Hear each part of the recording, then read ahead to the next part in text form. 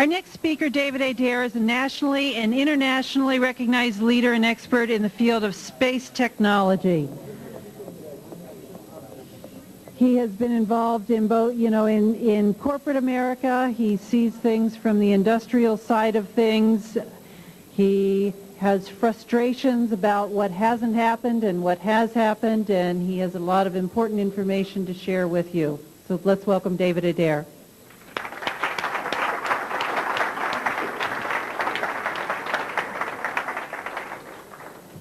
Thank you, Terry. You're probably sitting out there going, boy, this is going to be interesting. You got a rocket scientist up here, and he's going to make some kind of speech on technology and stuff, and it might be kind of overhead or glaring. And after sitting through most of the speakers today, I think you might need to lighten up. So anyhow, I'll make it very, I know you've been really bombarded with a lot of information. So with that, I can help you a little bit. All I want you to do is if you just look at this little red light, and it will just take a second, and you'll feel so much better.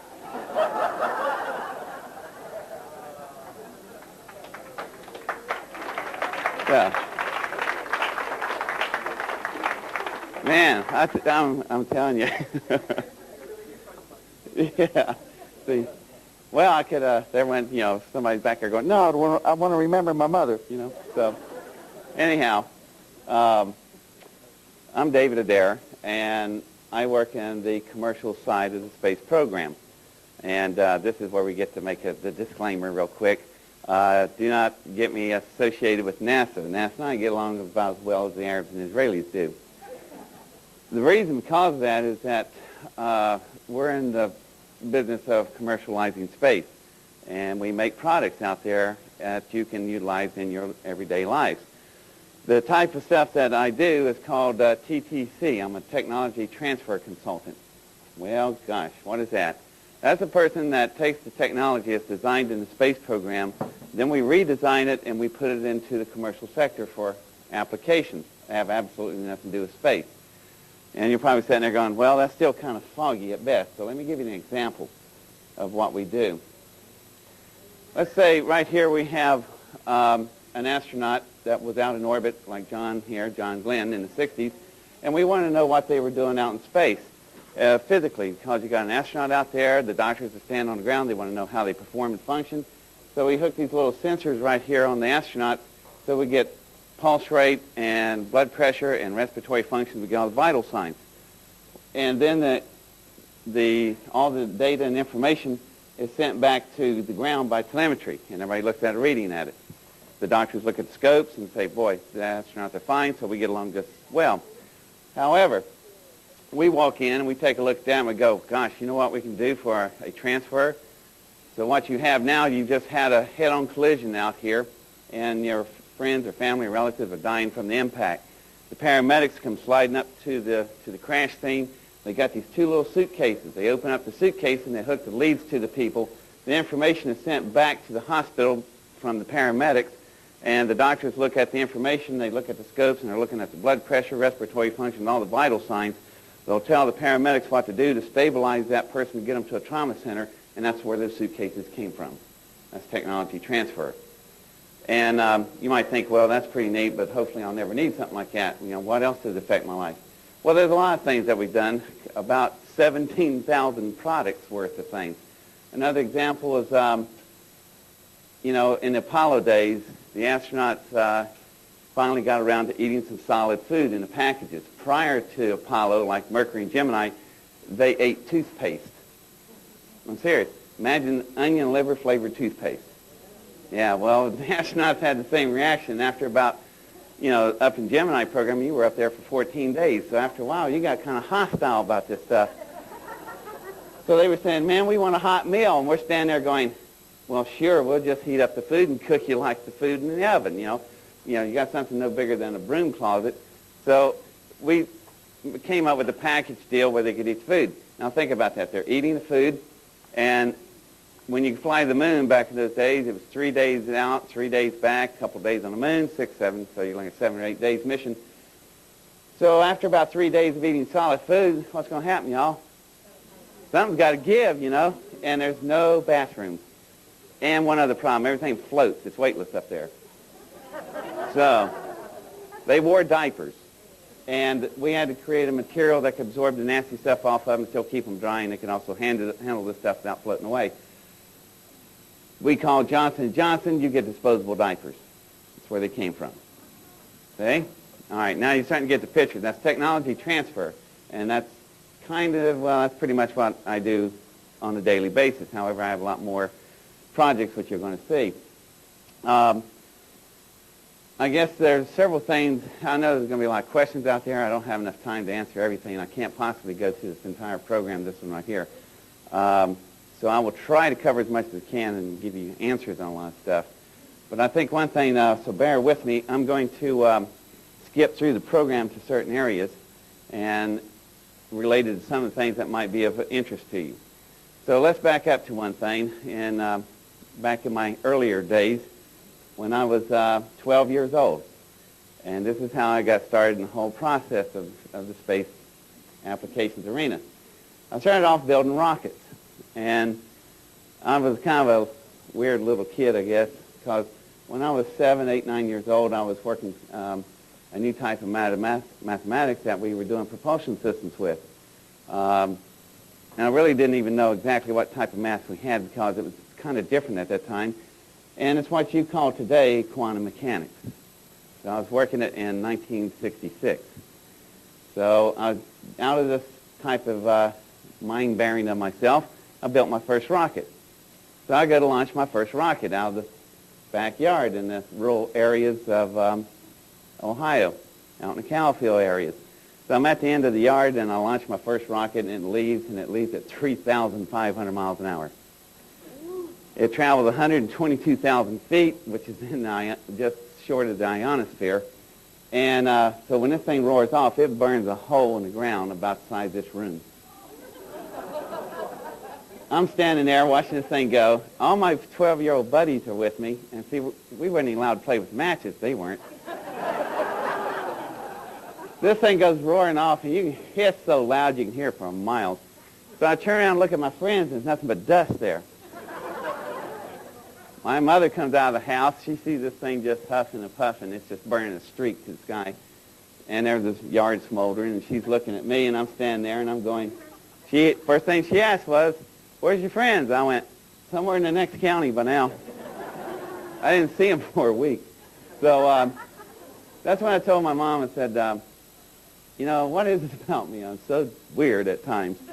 And she told me something I had to try to think about, and as I got a little older, it made sense, I guess. She told me that, you know, you didn't come from me, you came through me. And I thought, that's an interesting statement for a mother to make. So anyhow, probably I was figuring, you know, in case the police show up, she'd go, "I don't know this kid," you know. So anyhow, my parents were pretty lenient with me at that time. So I kept building these rockets. And you might ask yourself, well, how could a 12-year-old kid get hold of materials like that? Well, my dad had retired at that time, and he had a big machine shop. My dad worked for a guy named Lee Petty, who has a son named Richard Petty. I don't know if y'all ever heard of them. But we call Richard King Richard for a real reason. They're the most famous race car drivers in all of history in the national stock car racing. My dad was working with them in 1958 when they raced on the sands of Daytona. So the point is they have a huge machine shop, state-of-the-art. What is the machine shops designed for? Speed, building big engines and high-performance things. So you have all these metal lathes and pressers and all the stuff that I need to do, and I was able to work these things even at a young age. When I was 12 years old, I could overhaul a 426 Chrysler Hemi in 3 hours. So that's a huge engine block. So yeah, but the petty people said, "God, don't anybody know that. That 12-year-old working back there will go to jail for child labor law," you know. So anyhow, that's how I learned to build all the technical end of it. So there was a nice big facility, state-of-the-art. And I don't know if you thought about it, but the fuels we use in the race cars, they're methane, nitro, hydrogen, and we also have liquid oxygen for what we call fuelies, the big drag racers. So there's very little difference between this type of shop and a rocket shop of NASA's. They're just exactly the same exact shops. So now I have all the facilities at hand. So you can see the danger here. I work during the day, do the engines. They go home. Now I'm loose in this place. So I start cranking out stuff, and the rockets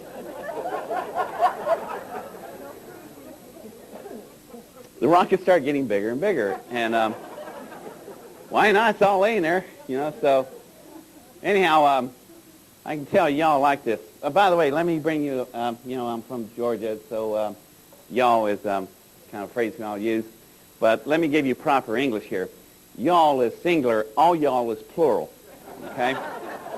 So we talk a little different back here in the land of Billy Bob, so it's quite different. So here I'm doing all this kind of rocketry work, and and my friends that, they drive their pickup trucks with the gun racks and Dixie plates on the front and a dog named Bo in the front seat. So they're looking at me building all this stuff, and they're going, man, what are you doing there? So, well, finally, the rockets started getting really big and real fast, and the last one that I built, the liquid fuel configuration, left at about 6,000 miles an hour. So by the time when Billy Bob and I are standing there going, it's now sun, and the thing's gone. So I finally came up, I kept having some weird dreams, and then that was, it got strange. So anyhow, I started building this new type of engine, and this engine is what we call a magnetic fusion containment engine. I don't know if you've ever heard of that. What is a magnetic fusion containment engine? Well, it's not solid propellant, it's not liquid fuel. That's really the primary two engines that we use at the Cape, even today. The magnetic fusion containment engine works on the same principle as the Soviet breeder reactors, like a Tomako reactor. The tutorial compressor, that's where basically what you try to do is you get a hydrogen fusion reaction by colliding two elements together, and it detonates. When it does, you contain the explosion. So let me put it in simple terms. We build this magnetic bottle, and we put a piece of the sun inside. Sure, no problem. Now, see, I give this kind of talk to like here in Denver, Global Sciences, a lot of metaphysical people there, and I'll go, oh, yeah, we know about that. And I'm sitting there going, in my world, in 3D science, that's like God almighty, and everybody else is just you're kind of ahead of the rest of the. Just bear with me, okay? Because we're up here in 3D world. I'm still with sticks and stones and working with stuff, So, but we're evolving. We're getting there. So anyhow, this fusion containment engine is a really sophisticated engine that did pretty well. However, I needed a few dollars to build this thing. And now here comes the next question. How could a 15-year-old kid get all this kind of money? Well, I was really popular in Ohio in science fairs, about one every science fair imaginable. So I was in newspapers a lot. Well, the local congressman of the area named John Ashbrook of Ohio, some of you might remember him. He ran for president in 1972. But he was a Republican, and he was also at that time chairman in the educational committee in that year when I was building these rockets. So he was trailing in the polls, so he invites me to some political picnics. Well, when I walk over there and ask him, yeah, what can I do for you? He said, well, enjoy the picnic. Well, he throws his arm around me and all these camera flashes go off, and I'm standing there and the reporter's going, he goes, look what I've done for this child, and I'm sitting there going, what is wrong with this man, So it didn't take me long to figure out I knew what he was doing. With all the popularity I had, I looked like a little prodigy that he helped tutor through the education system, so his percentages went up in the polls real quick. So I just pulled him over about the third time he took me to a picnic, and I said, tell you what, Congressman, this is what I need. So I gave him a list about this long, and he looked at it, and I did a pretty good estimate of cost, and it was $1.3 million worth of stuff I needed, and I needed it right then. So I said, you're going to give me that? He goes, no, I'm not. I said, oh, yes, you are, because if you don't, I'm going to walk over here and tell the boys from API that you've been dragging me around like a monkey on a chain, and you haven't done squat for me, and you won't be elected to a dog catcher. So he said, you're kidding. I said, no, I'm serious. He goes, that's blackmail. I went, I know, I learned it from you. So I said, I'm on my way. Here I go. And he goes, I said, you got 7 days. On the end or the beginning of the 8th day, there was an account set up for me. monies were transferred. So we started construction. And it was okay till we got to the point when I requested isotopes from Oak Ridge, Tennessee. That's when the congressman went, this is getting a little deep. So now we have the big machine shop.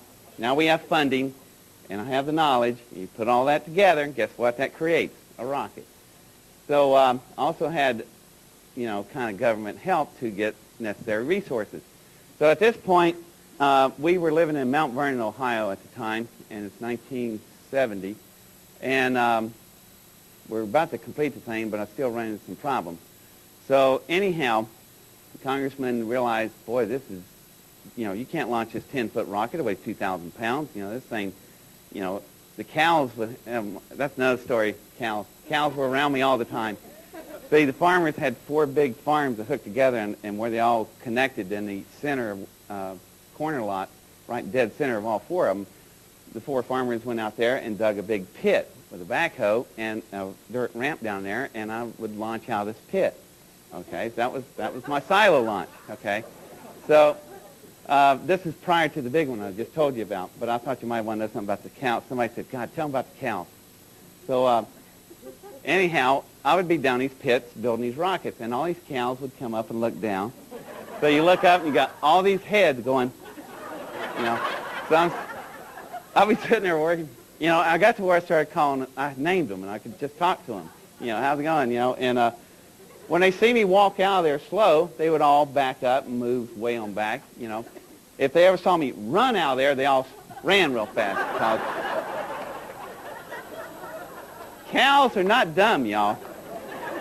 So I will tell you, I had many mistakes, and that's the reason I launched out of the pit, because if they detonate, the shrapnel would go into the sides of the dirt walls and wouldn't hurt cows, because cows became my friends.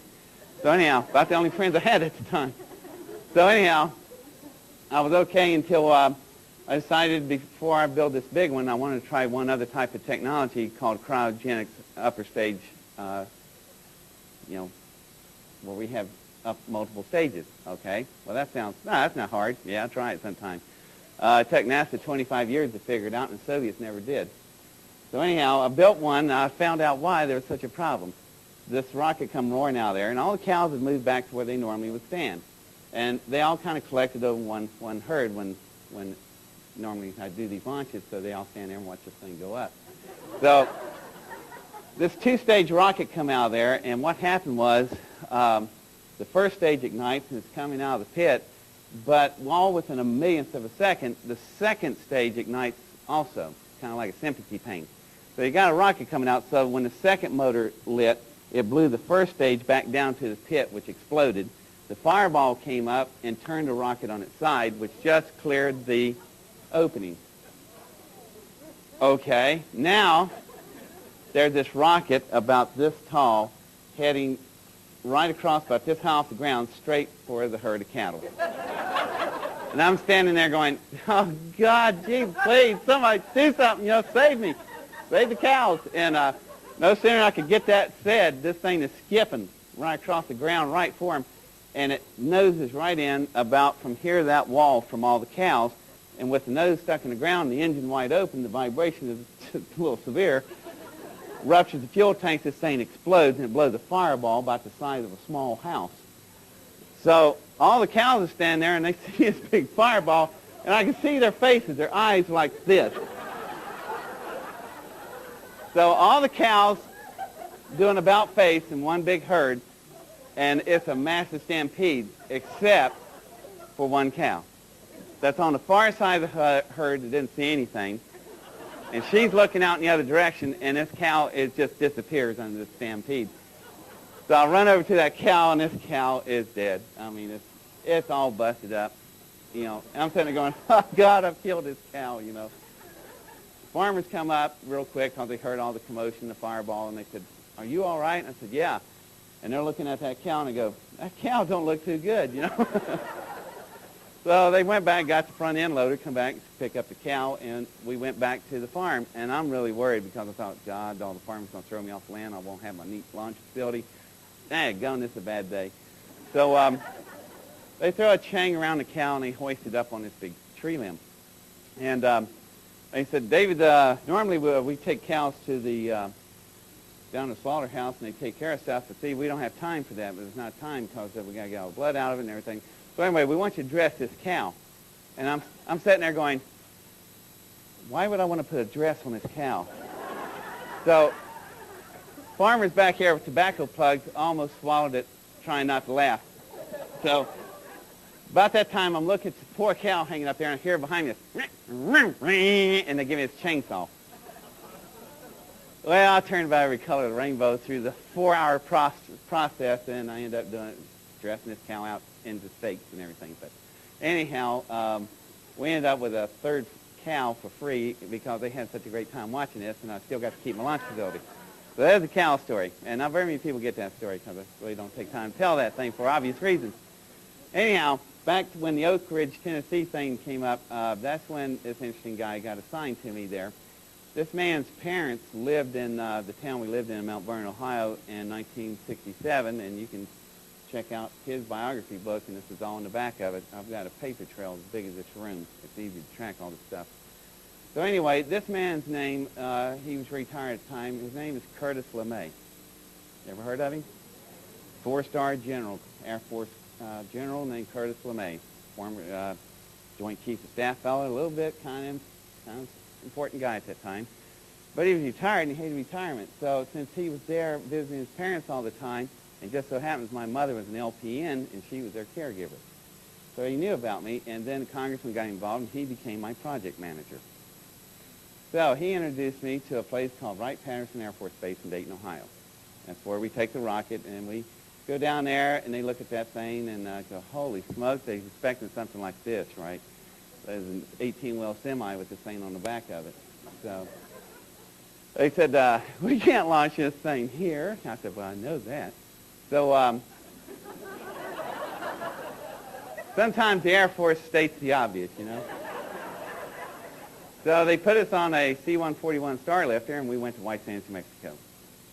So now me and my rocket, and the year is June 1971, and we prepped this thing for launching.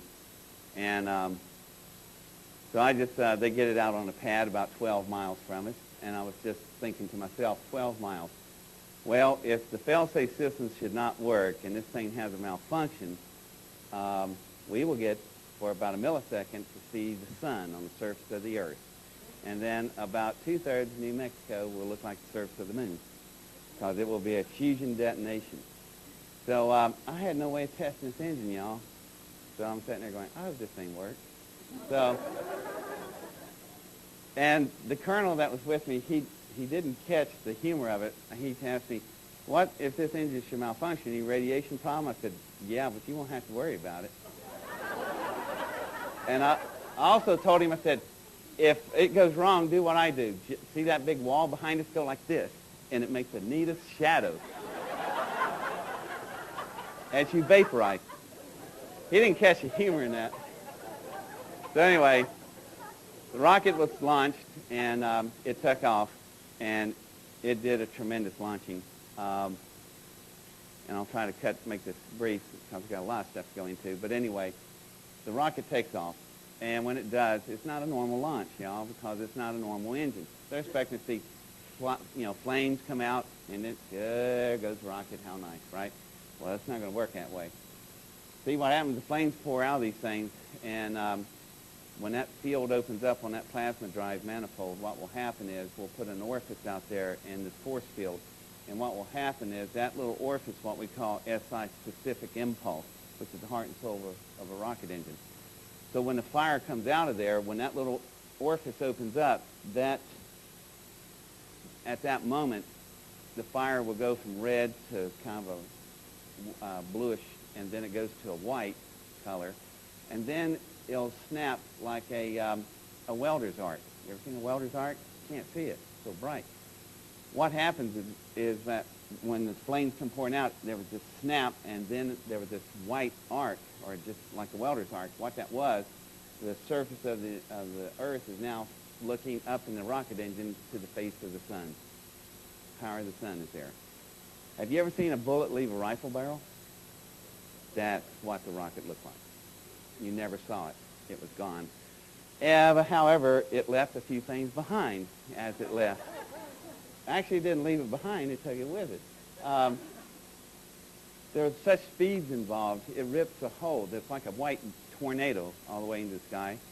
And this first concussion ring comes out from the explosion. You can see it coming across the desert. And they see it coming, the Air Force, and they hit this button, and these alarms go off.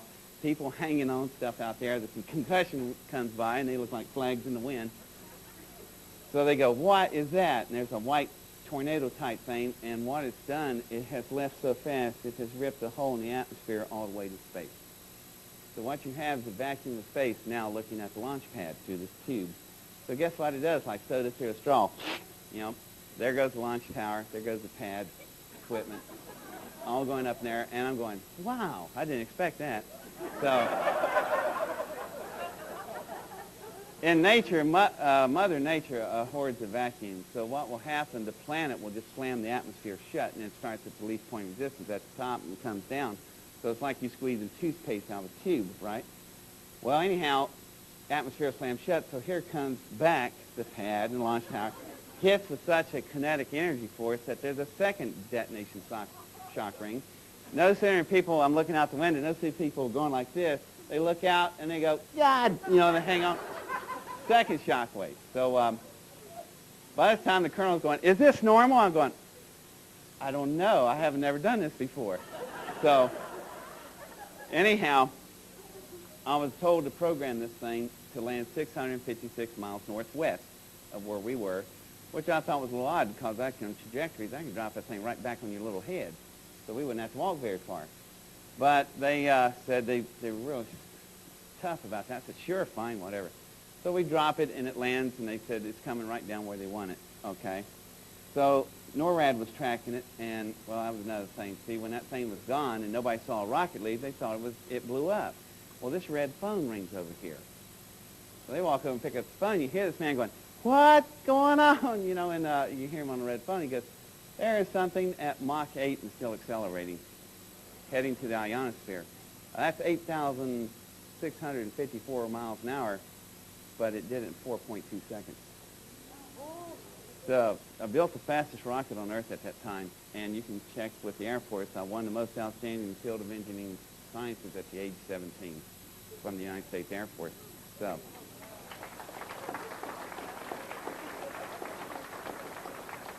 So anyhow, that was all kind of neat.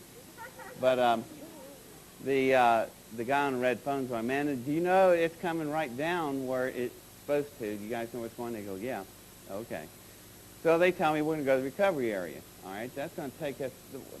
There was a black jet that flew into White Sands. It was a DC-9, and the only black DC-9 I knew at that time that flew around had a white bunny head painted on the tail. Belonged to Hugh Hefner, Playboy. But this was not Hugh Hefner. This is DOD. So these guys in these neat suits with these mirror sunglasses said, let's get on the jet. So we get on the jet, and I pointed out something to them. I said, you know, that thing has come down 656 miles northwest. It's in an area 120 miles north of Las Vegas. It's called Groom Lake. It's a dry lake bed. And I said, how are you going to land this jet? You boys notice this thing's got rubber tires. It's going to bellow, you know, it's going to moor up to its belly out there. I said, don't worry about it, kid. So we get on the jet. An hour and 45 minutes later, when I get there, you know, they were right. You know, there's dual 10,000-foot runways there. And there's a 42,000-acre Air Force base there that's not on my little map. So this is a place what you all today call Area 51. But the date is June 20th, 1971. So we land. And there's my rocket south at the end of the runway, down trash dump area. I thought that was a good place for it. So anyway, it parachutes with belly in the wind, and it looked just fine. So I start to walk toward the rocket. Well, don't make it. These big Air Force guys, these funny-looking little beret hats, look like Pierre, wherever Pierre went. So they throw me in this golf cart, and we go for a ride. There are three big, weird-looking, low-built hangars, but they're extremely large and deep. We go in one in the middle one, and I'm sitting in this golf cart and going, this is neat, you know. You guys want to show me a hangar? That's nice. I like this hangar, you know. Well, anyway, lights started spinning inside, you know, little warning lights, and these rails come up out of the floor around the doorways, And this thing inside is big, y'all. It's about 4 football fields. Big. The whole thing drops out from under it. It's an elevator. So we go down about 20 stories, and the thing I noticed most interesting about it is worm screws. You know what those are?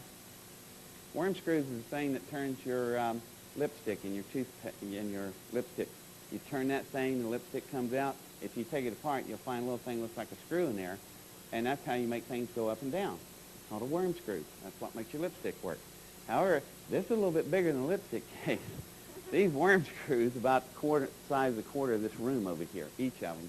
About 12 of them running up and down the walls, and it's the best thing we know of to lift extremely heavy loads.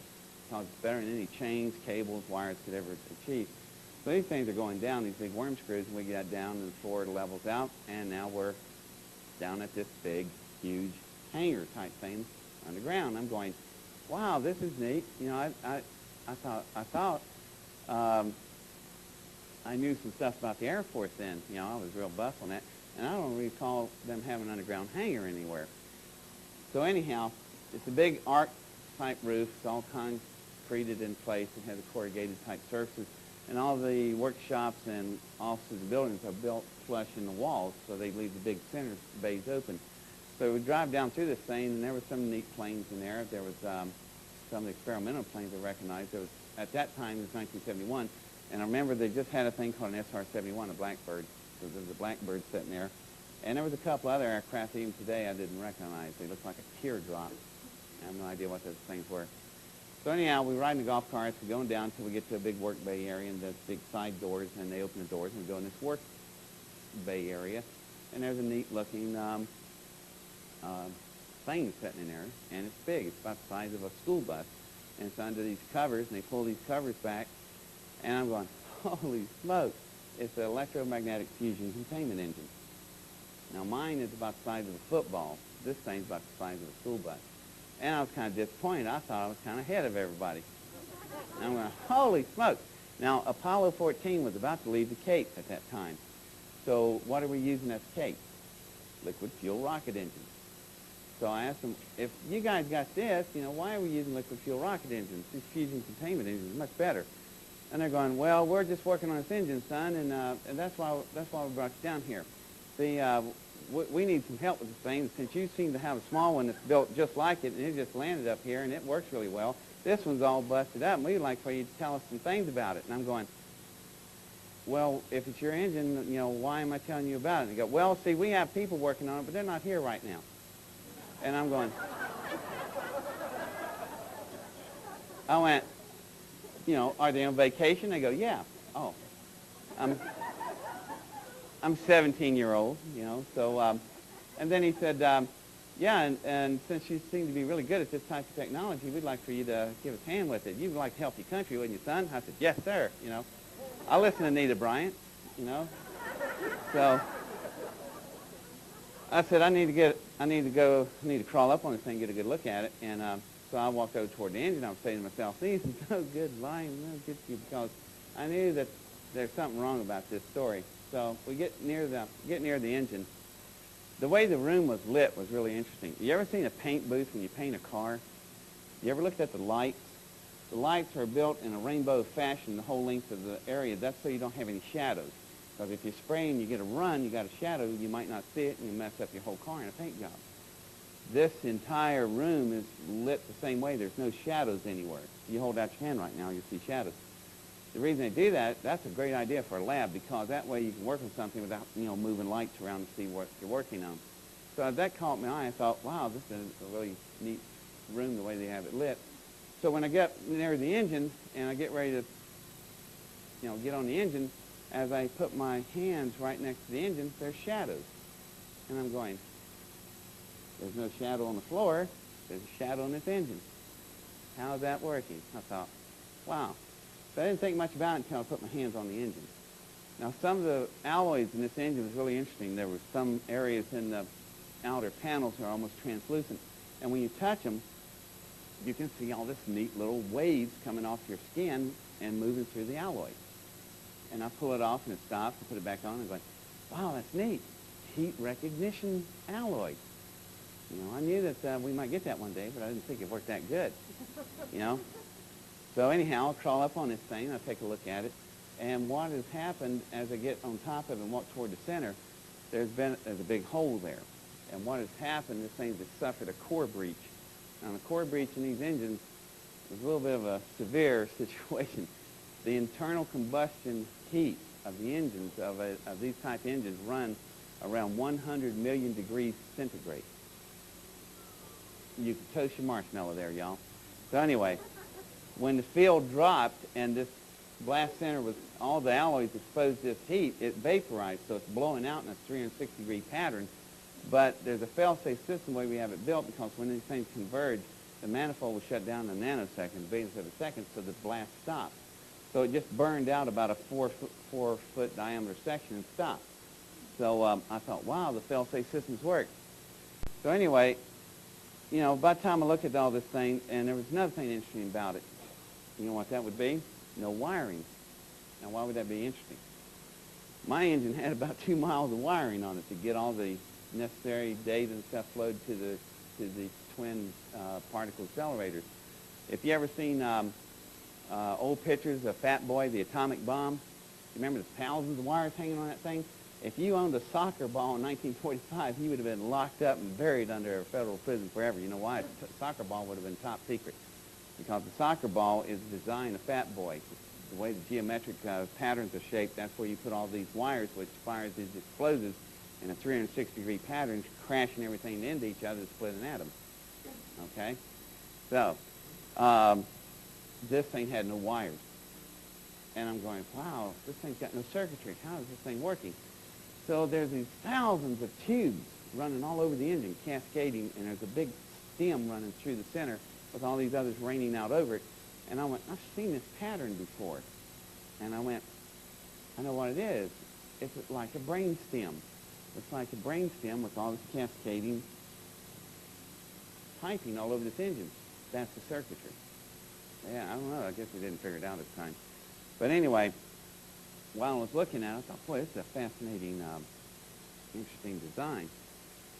Well, it was about that time when I just had to turn around, and they're standing down there, and I'm looking at them. I'm going, you know something, y'all? This thing ain't from around here, is it, boys? And I said, and let's do some assumptions. This is an engine. It came out of a craft, worth of craft. And if it's got a craft, it's probably a crew. God knows what you got to do with them boys. Well, they got real hostile about that. They don't like questions like that. And I said, furthermore, I'm not going to help you anymore because you guys lying. This thing is something else. And we're not even on a technology base at this level. This is 1971. Well, the two guys that carry me around a lot, my escorts, they're climbing up, and they don't look friendly. So I said, all right, I'll get down. So I am really ticked off. So I get down, and when I do, I put my hands back on the engine, and then some of the panels, does a nice little swirling effect. They now look like tornadoes radiating out through the metal.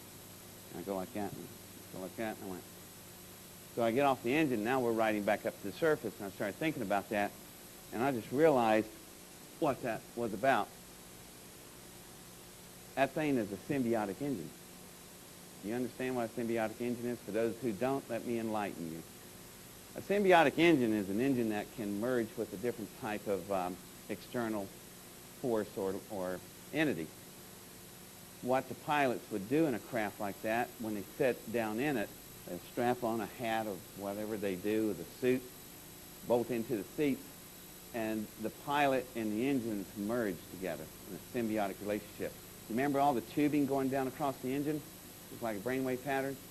The mind of the pilot becomes the firing order of that engine. Now you might sit there and go, he's crazy. That's just BS. Oh yeah? Well, let me enlighten you to a current event. Right now in Princeton, in New Jersey, Princeton University, there is a lab that Dr. John runs, and McDonnell Douglas, you ever heard of them? Not a little slop outfit. They are funding a project where they are building a symbiotic system for firing controls on the F-22 fighter. You didn't know about that, huh? Oh, well, let me tell you more. They're doing an opposite system. What do you mean by that? It means that they're trying to shield the pilot's thinking away from the firing controls of the jet. Now, why would they want to do that? No, not remote control. The pilot went home last night, opened the door, finds his wife in bed with a basketball team, couple of dogs, whatever else, you know. The point is, the pilot's having a bad day. He gets up next morning, he's got to go fly this fighter. So he's strapped into the F-22, and he goes into a flight. He encounters, engaged with an enemy craft. They get into a radar lock contest. And now, he's having a bad day from what he's thinking about. And the sensitivity of the firing controls of these systems are so sensitive, they can pick up his frustration. And they hesitate. At 1,600 miles an hour in a dogfight with SAM-locking missiles, one hesitation, just that, will determine whether you live or die. So the enemy locks on him, and they kill him with a missile. So they're building a system that will screen his thought patterns away from that firing control system. Where do you think they got that idea from? Duh, 1971, they had a whole nifty system. So I knew right then that this thing was something from somewhere else. So anyhow, a lot of things happen in this story, and we don't have time for it, but I got out of there thanks to Curtis LeMay, and if it wasn't for him, I wouldn't have made it. Well, Curtis came over there because, see, it's a long story, but I blew my own engine up when I got to it. They took me upstairs. I asked to see my engine. I knew what was going on. They wanted first strike capability. What's going on in June 1971? We just bombed the dickens out of Cambodia. Why? They're not even at war with us. We're locked in North and South Vietnam War. And the Soviets are stockpiling into Cambodia, feeding the North supply, and Westmoreland, General Westmoreland, getting his butt kicked daily on the battlefield. So Westmoreland has requested for small trash can-sized nuclear, what we call strategic nuclear strike, which is what we call surgical nuclear strike, small little nuclear warheads. And Soviets said, you do that, and we will launch global-wide thermal nuclear war. And let me tell you, at that time, the Soviets were not kidding. Well, the guys on our side aren't any lighter in thinking. They're just as serious. So the reason we don't annihilate each other at that time was we live under MAD, perfect name, M-A-D. You ever heard of it? Mutual Assured Destruction. All right? How do you win MAD? First strike. The first strike is whoever gets there first wins.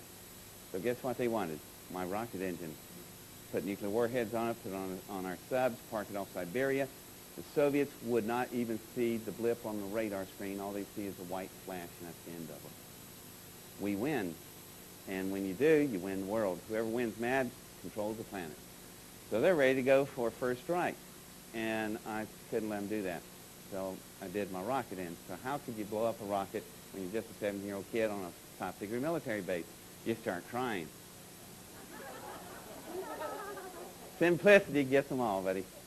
I start crying. I want to see my rocket. You guys are going to take it away from me? I'll never get to see it. At least want to see it recovered from the flight. So they said, God, put him on a golf cart and go out there and look at the rocket. So we went out there. But as we went, I bent down to the big hangar doors and the wheels, and these wheels have this black stuff on them called graphite grease. So I just scooped my hand across it real quick, and they throw me in there, and I got some on my palm. So we ride way out there to the rocket, and I said, let me take a close look at it. So the two guards are standing there. So I open up the inspection doors, and I open up the cyclotron particle accelerator chamber and smear the grease inside, and then close the doors. I turn on the accelerators. Ask any physicist what happens when deuterium meets graphite grease. Extremely violent interaction. So in 60 seconds, the particle accelerators are going to cycle up and fire their charge into that grease. So I close the door and I go, hey, this thing's got a leak. We got to run for it. So we get on the golf cart, and the sergeant's going, what's going on? I said, I don't know, drive, So we are going, and this thing, and they drive, we're about a quarter mile away, and he goes, is that far enough? I said, I don't think so. So these guards are just going, and we just hitting high spots, man. And I'm going, I hope this thing gets out far enough. So anyway, it detonates, and it blows a hole about the size of a football field, and Pifflin is gone forever. So that's my engine. So I can't...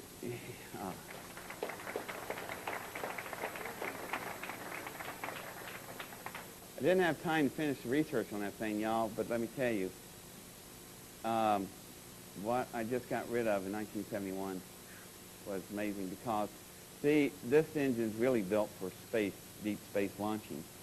See, it's a very simple principle that works in physics. For every action, there's an opposite equal reaction. Well, the matter coming out of the nozzle is moving at 186,756.54 miles per second. You ever heard of that? Speed of light. If that's true, then the ship will eventually overtake and equal the speed of the exiting matter. So guess what this engine's capable of? Light speed. And we had it in 71, and I had to blow it in a million pieces. Bad day. So anyway, they didn't like that too much. So now the engine's blown up, and the one downstairs is busted, and all they got left is this kid. So if they throw me in this room with no windows, I sit on a concrete floor, and they told me I will be there for the rest of my natural life. And they're not kidding. And now I really start crying because my parents think I'm in White Sands, New Mexico. Well, anyway, there's this big commotion. I was there about 8 hours, 10 hours, something like that. And door opens up, and there's this silhouette standing in the doorway, and he's cussing to no end, and there's this stogie going like this. That man, if you know anything about him, is called Curtis LeMay. He showed up from Wright-Patterson. If you didn't know the way things are structured at that time, Curtis LeMay was involved with Wright-Patterson since he was a former SAC commander. SAC at that time was in charge of what you call Groom Lake, Area 51. So he just showed up and he cut me home. So anyway, he gets me home and he told me the best thing I could do is never build another rocket engine for the rest of my life, and that's the best he could do for me. And he'll try to take care of most of the paper trail, but he's not going to get it all, and he didn't. So anyhow, they take me home, and he takes me all the way back to my house in Mount Vernon, Ohio, and there's my parents. And that's how I ended my summer vacation of my junior year in high school. So I start school in the fall, and first thing teacher asks is, write about your summer vacation. I told him I worked at Pizza Hut. So anyway, everything was quiet through the winter and the spring, and I was graduating, and now I'm going to go to Ohio State University to astrophysics, and I'm all ready to go, and I'm shaking hands, and I'm talking to the parents. Yes, I know, great, can't wait to get there. You know, oh yes, I'll say hi to Woody Hayes when I get there. So anyhow, turn around, got hold of his hand, and it's the DOD agent from Groom Lake smiling. And he slapped this paper in my hand. I open it up, and it says, greetings. It's June 10th, 1972. The draft didn't shut down until 1975. I am pulled out of the line, taken to a car, parents screaming back there, and 3.5 hours later, I come out of Fort Columbus, and I end up in a place called Langley, Virginia, home of CIA. So, first taste sodium pentothal, great party stuff. So anyway, after about 4 days of partying with these boys, they didn't get what they wanted, and so they were going to send me to the Fort Bragg. I'd go to the DMZ in Vietnam, come back, and they said, you know, you won't be there long. That's the good news. Bad news might be in a box. Good news, we'll put a flag on it. So end of problem. So I'm not going to give them what they want. So before I left, they asked, what do you feel about jet engines? I said, well, they can be defensive. I can work on those. Okay, you go in the Navy. All right, so I'm in the Navy. 14 weeks later, after Great Lakes, I'm in Norfolk, Virginia. I'm standing there, and I'm now working on a thing called the F-14 Tomcat. So when I'm 19 years old, I helped build the power plant of the F-14. And I'm in the Navy for the next 10 years. After I get out, open my own private aerospace consulting firm, and here I am today. And that's pretty much that whole story. And I would have gladly left that buried, and I would have taken it to the grave with me, and I would have been happy not to tell a soul about any of this, because, see, think of the problem. Sure, yeah, I saw an alien engine, you know, in a top-secret Air Force base called Area 51. Yeah, and I built an engine similar to it. Yeah, so much for a 3D career. Gone, right? I'm not going to tell you squat about it. So I was quiet for 27.5 years. And then this guy comes up one day, and he tells me, call this man. And he said, there's a lot of people like you that seen these things. I said, yeah. Okay, so you heard the story by a friend of mine. So I call this guy, his name is Dr. Steve Greer. You ever heard of him? Well, I talked to Steve Greer, and Steve started talking to me. I told him the story, and he said, "You want to test? You got to testify to Congress about this." I said, "I'm not sure about this, Steve." You know, I said, he said, "No, you got to testify." So for 2 months he called me, and then 4 days before the thing for the testifying, I said, "I'll do it," and he sent me a plane ticket, and on April 9th, Wednesday of this year, I testified to a closed session of Congress in Washington, D.C. at the Sheraton Hotel.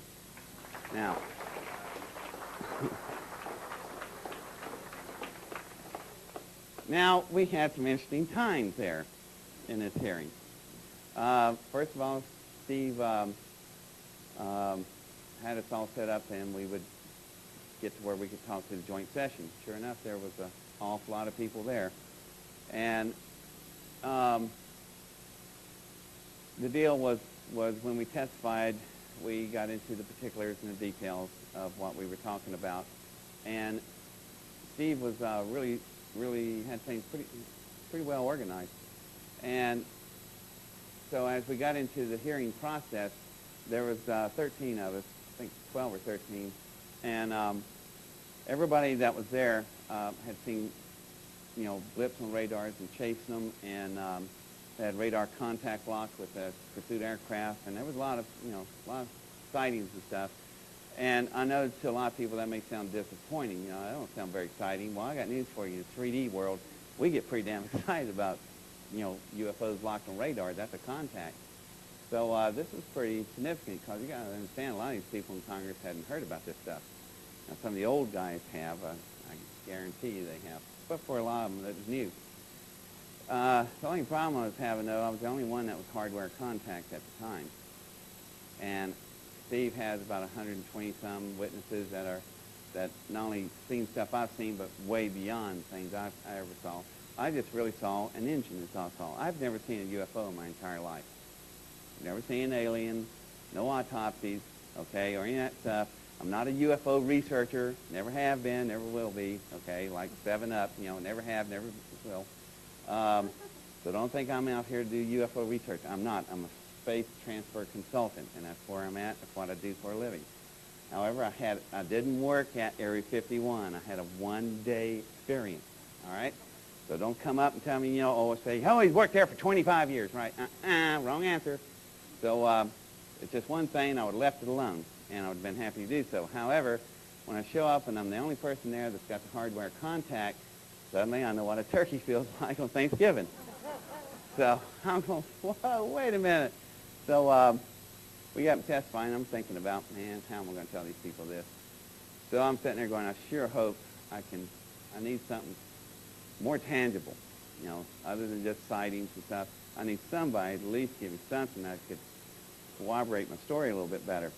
So I was expecting, 120 hardware witnesses, and what I saw would have been puny compared to what they said they'd seen.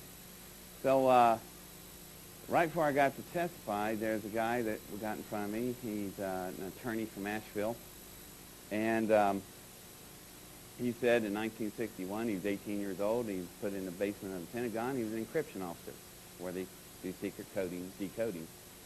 So one day his supervisor walked in. They laid down 3 pieces of metal. One of them was about a foot long, and the foot-long piece has all these really strange-looking hieroglyphic-type things written on it. And I'll hear that, and I go, oh, yeah. So I didn't tell you something about that big engine. It's covered with all these weird-looking markings, all right? I was born in photographic memory. I've memorized this entire engine from end to end. So when I hear that, I start writing the stuff down. I reach up and I hand him the paper and go, hey, Steve, does it look like anything like those? And he remembered what 12 of the emblems looked like, and I hit all 12. Now, this guy's an attorney. He's under oath. Now, you got to remember, we're all under oath. 20 years federal prison for perjury. Now, how many people in here are willing to take this risk? And they will do a paper check run on you, guarantee it. And they'll assign a little committee just to follow you. Well, as any good attorney under oath would do, he looked at that and he goes, I swear I never met this man before in my life. And I went, good, that's exactly what I want. because it's true.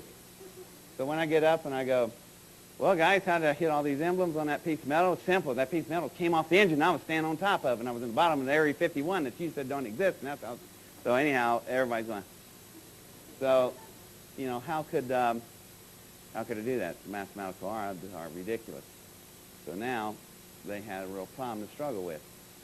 And about 75% of the people in that room are attorneys. No attorney under oath is going to risk losing his bar license in the 30-year practice. Now, is it? So they're going to have to believe him. If they believe him, they just saw what I did. Now they got to believe me, but they can't believe me because it's too much to believe. So they got a problem. However, they handled it pretty well, and then next day we're supposed to talk to the press. Well, everybody talks to the press except Steve kind of gets me off the side, and I never get to talk to the international press about this. So I'm kind of sequestered. All right, that set off a whole hoopla of stuff, which you probably heard in the grapevines out there. And what happened was I wrote Steve, it annoyed me a little bit that I didn't get to talk to the press, and I thought, hey, it's probably just as well if I go home. But I started thinking about it, you know, I thought, gee, I want to ask him how come I didn't get to talk. So, because he never did talk to me or even answer my, you know, we never got a chance to talk. So I make 2 phone calls on his answer machine, write him a letter, and never hear from him. And that kind of annoyed me a little bit. So when I get to San Diego at a whole life thing, I just do some real negative talking here on Steve Greer. And only because it's more reactionary, okay? And I'm kind of assumptions on my part, but I'm a little bit upset about it. So one guy jumps up out of the audience. His name is Les Morgenstern. Anybody ever heard of him? Well, anyway, Les Morgenstern, pretty good friend of Steve Greer. So he comes up at me afterwards. He's really upset. So you shouldn't be so negative with Steve Greer. I said, well, what would you do? I've left 2 messages on the machine. I wrote him a letter, and he's never answered me. So I suggest that if you know him, give him a call me quickly. So, but I said, you know what, Les, you're right. I won't say another negative thing. So when I get home 2 days later, Steve Greer calls. So I talked to Steve, and Steve was been out of the country, which he travels an awful lot. He does a lot of international traveling, so I didn't have a problem with that. And I asked him about the letters and the 1 letter and 2 phone calls. He said he didn't get them. And I believe that by the way I could listen to him. And believe me, I get boxes of mail, and I could lose mine in the shuffle, so I'm sure he is really swamped. So I said, well, let's get right into Steve. I said, how come I didn't get to talk? And it was his strategy. He didn't tell me, so he told me his strategy, and I'm listening to it. And I said, you know, that makes perfect sense. You should have told me that in the beginning. So that was an error on his part. The error on my part was I kind of got a little upset about it. So I said, we need to talk about this. So I said, you want me to say nothing. I can't do that. I said, I've done stepped out on a limb. People ask me questions. And I can't do it for 2 reasons. One is if I don't say anything, it's going to make you look bad as a covert person, and it's going to perpetuate a even further gap in trust here. And the second thing, we really need to disclose this because of what the whole thing was about to begin with, was it not? So we worked out a deal. We had to hammer out things. I could talk about a lot of this. There's certain key points he didn't want me to say, and I agree with him on it. And that's pretty much how we left it. And he has another hearing coming up, and I'll be involved in that. What's the point of all of this? The point is this. I really hardly know Steve Greer. So I called up Les Morgenstern, and I said, Les got on the phone. I said, I'd like to thank you, Les. You're absolutely right. I should not have got upset and started saying negative things because I hadn't got hold of the original source, and we didn't hammer things out. And you were totally right, and I appreciate you pointing my error out. Well, it's quiet on the phone. Les comes back and goes, oh, my God, a scholar and a gentleman. I didn't think there was anybody left on the planet like that. And I went, what? Because I said I was wrong, okay? So he said, boy, that's pretty neat. And I said, well, I appreciate your help. So that's the point I'm trying to get across to you here. As a scientific observer of a situation, why is it in the UFO community you have such infighting and backstabbing among yourselves?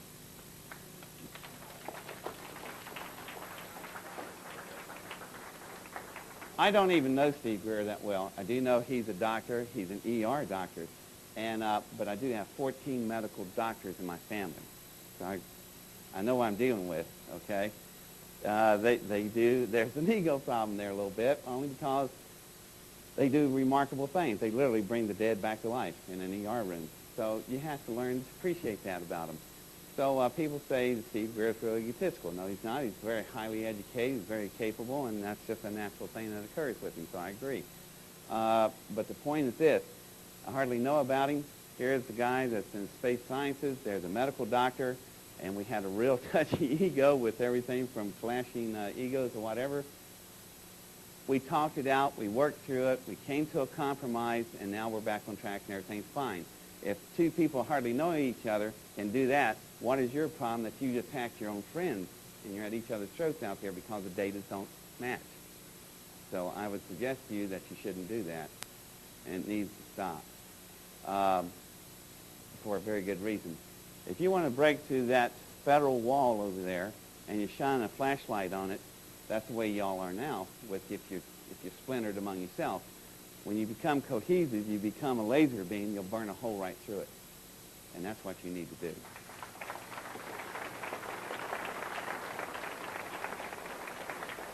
So, people go, you get such a paranoia going here, oh, it's covert, the CIA. The CIA don't have to do a thing to you. You've done it yourself. They get in there and they make up stories and start infighting and splinter you. It's already started. And maybe they did start it and you're just still reeling from it. But the thing is, you got to do something about it, y'all. So, enough of that said. Now, let me show you something else. I'm going to jump through this program a little bit here. I'm going to show you something that I learned to do in space that might answer a question for you. If you ever looked at, I've looked at a lot of photos, and believe me, y'all like showing a lot of photos and evidence about UFOs. And so I've studied some of the photos and stuff, and I will do some assumptions here, which we can go through. And what we're going to go through is, how would you make a hull like these spacecraft, these UFOs have? Well, let me show you something how we could do something like that. Let's say that this man right here has just fixed himself an oil and vinegar salad dressing, and he shook it up and set it down. Well, let's say he lives in Florida, down at the Cape, where I do a lot of work and have lived there for a while. And we're served by a power company down there called Florida Power and Light, which we call Florida Flash and Flicker. All right? The reason why at 3 and 4 o'clock in the afternoon you set your watch, incredible lightning storms come by and they hit everything. And they'll hit a transformer outside and you can watch your wall socket go across the room with a fire trail. Fun event. It's happened to me. So this guy's had to come back and save his house and fix his wall socket. When he gets back to the salad dressing, what's he going to have to do to it again? Shake it up. Why? Right, separated. What separated it? No, gravity. Gravity. The gravity field has separated lighter and heavy elements. All right, now you pour 25 tons of molten metal in a big casting trough at one of the big steel plants I went to one day. They showed me their problem. They're casting an I-beam, and this I-beam is going to hold this 100-ton ceiling off your little head. Well, guess what happens before that metal can cool down? Guess what it does? The gravity field comes in and starts separating out the alloys. When we check the big beam, what do we find? We got hot spots, cold spots, and fracture flaws throughout the beam. And we only have about a 60% molecular blend. That's the best you're going to get here on Earth. Well, so what? That's a big deal, right? Well, it is a big deal. Remember 12 years ago in Kansas City at the Hyatt Regency Hotel? Every Saturday night they had a tea party dance. A walkway bridge over the dance floor comes down weighing 112 tons and kills most of the people dancing that night. If we had a space factory, none of these people need to be hurt. Huh. How? Like this. On board, anybody recognize that spacecraft? It's called Skylab. It flew in 1974 and 1975. And most things people tell me about it, oh yeah, that's the thing that fell in the Earth's atmosphere and almost hit some people in the head in Australia. Well, it did a little bit more than that, y'all. It did 5,000 industrial experiments out there that showed us some things we could or could not do. First thing that they did is they melted aluminum and lead in the heaviest alloys that are extremely uncompatible. They mixed it into a soup. When it cooled and hardened, guess what they found? Not a 60% blend, but a 100% molecular blend of the both ends of the metals of the spectrums of Earth. That got people excited up there. Next thing they did was blended some other alloys, and they get the metal out, and they dump it out there, and they're looking at it, and they went, holy smokes. Now imagine this. I'm floating, you're floating with me, we've got this 2,000-degree glowworm floating there, and I'm going, whoa, don't let that get in your underwear, you're not going to like that. So, how do you handle molten metal in a weightless environment, y'all? There's no gravity. You can't pour it in anything. How are you going to cast it into a shape? What, you're going to inject it? Well, that's not free-form casting. You know, you'll still lock it with one shape. So how do you handle molten metal in a weightless environment? It's like hammering Jell-O to the wall. Okay? Kind of hard. So while everybody's trying to figure out what to do, the astronauts are not happy up there. They call down, what do you mean you don't know how to handle this stuff? If that thing floats over to the wall and burns a hole in the wall the size of a dime, it'll depressurize wall, look like linguine going out through there, and we're going to be really upset. So we told them, calm down, you know. They said, that's easy for you to say. So we said, don't disturb the air currents, let it cool down, everything be okay. So one of the astronauts going, oh, God, you know, so he gets over there and he pulls out cassette tape, plugs it in, listens to some music, calm down. Well, his kids must have fed him the tape because the music that he had was an album called The Wall by Pink Floyd. Vibrant rock and roll music, okay? And it started shoving the metal all over the place. I was listening to that, and they're a little excited up there, and I'm going, this is going from bad to worse quick. And I went, wait a minute. And then I had a flashback. I was 12 years old when my oldest brother took me to Woodstock. The Woodstock, all right? I'm about from here to that wall from the stage, and Led Zeppelin is playing, and they are playing a song called Whole Lot of Love. I don't know if you ever heard that. God, speakers are the size, twice the size of these walls. And I'm going, Jesus, it's loud. So I grab these peanuts from this guy, and I clean them up, and I get the peanuts out, and I stick them in the ear so I don't get hearing damage. About 110 decibels, about the size of a howitzer going off. So I'm standing there going, this is okay, and I'm watching the peanut shells, and they keep dancing around, and whenever they come back to sing bars, it keeps reshaping. So I was explaining this to my colleagues, and they're all looking at me going, he's having some, you're at Woodstock, huh? He's having an acid problem, you know. I said, no, follow along with this. What's music? Music is on CDs. What's the D stand for? Digital. What's digits? Numbers. What is music? Mathematical equation in sequential order. Fact. So I said, guess what, guys? We can do this. For every geometric pattern in geometry, there's a corresponding sound for it. And they go, what? I said, yeah. So we go get a Cray 3 computer the size of this room, 6 billion calculations per second. After a while, we have a song sheet. So by composing a song and putting the metal in a 6-dimensional speaker grid, I started doing 3-dimensional casting of metal, stereo sound waves. Casting. Now, some interesting things happen when you do that. First thing that happens is the molecular structure. Remember what happens to metal here on Earth when it's cooling down? What does it do? Separate. It doesn't happen up there. So what I can do, I can hook the metal into with sounding sound waves, and with the standing sound waves, I can hold the molecular structure in place. Why is that important? Because then I can rearrange the internal molecular structure of this metal where what I call Chinese handcuff syndrome. Well, what is that? You ever play with Chinese handcuffs? You know, things you stick your fingers in? What happens? The harder you pull, the tighter it gets. Right. So what happens is, by lining up the molecular structure exactly where I want it, and it stays there, then it hardens, when a shear load hits this metal, it's going to equally distribute out through the structure, and the entire molecular structure goes into a sequential order. Well, what does that mean? It means this. The piece of metal we brought back, which, by the way, there's the cassette tape for the music.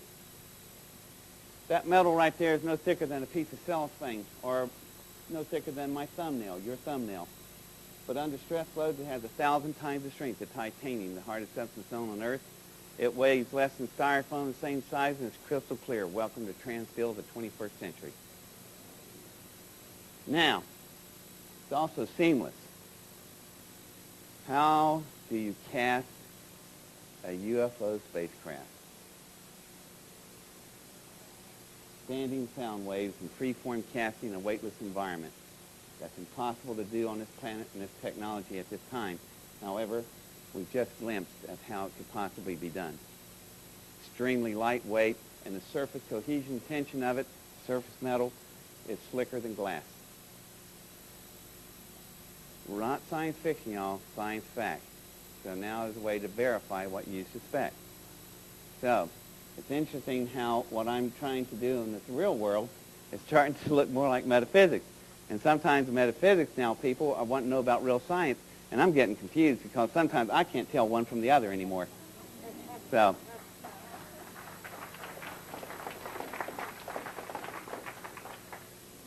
but it gets better. That's a sound grid at the top, a sound grid at the bottom. When the metals are injected into a weightless environment, they turn into perfect spheres. So let's go back to practical industrial applications. Has anybody ever wondered a perfect sphere in metal? Well, here comes a guy that wants to talk to me on the company. Anybody ever heard of a company called Timken? They make something. When the bearings are casted in a weightless environment and they come back and touch each other, the surface tension is so smooth that when they touch each other in a stress load, they have a self-lubricating quality beyond any specs oil or grease will ever achieve. What does that mean? It means that you have an Amtrak doing 90 miles an hour and it doesn't lock its bearings up from heat seizure because the grease has failed, and you do a right turn and go for a neat little side tour down through downtown Des Moines, Iowa, like it did one time. It also means that you could do this. You could build an automobile engine and make the piston sleeves and rods and connecting main bearings up there, come back, assemble it here on Earth, and they'll give you a car engine that will guarantee you go 500,000 miles and never need a drop of oil ever. If it sounds like science fiction, then you go talk to this company because they're underway doing that, and their company is called BMW. So, we're catching up on things. Now, I'm going to show you some medical stuff. Medical research up there is a fun place to be in space. You probably hadn't thought about it that much, but gravity is such a demon here in industrial applications. When you remove it, it's just downright miraculous what you can do. How so? Well, one day I was minding my own business, if you can believe that, and these guys walk in, we go, Mr. Adair, we're from Ortho Pharmaceutical. And I went, yeah, subdivision of Johnson & Johnson. You guys make KY jelly and other useful products. So they said, yeah, we do. And they said, we're also in some research work, and we would like for you to build an electrophoretic processor that can work in the microgravity space. Great idea. So we work out some terms, and they leave, and I walk over to a friend of mine and go, what in the world is an electrophoretic processor, you know?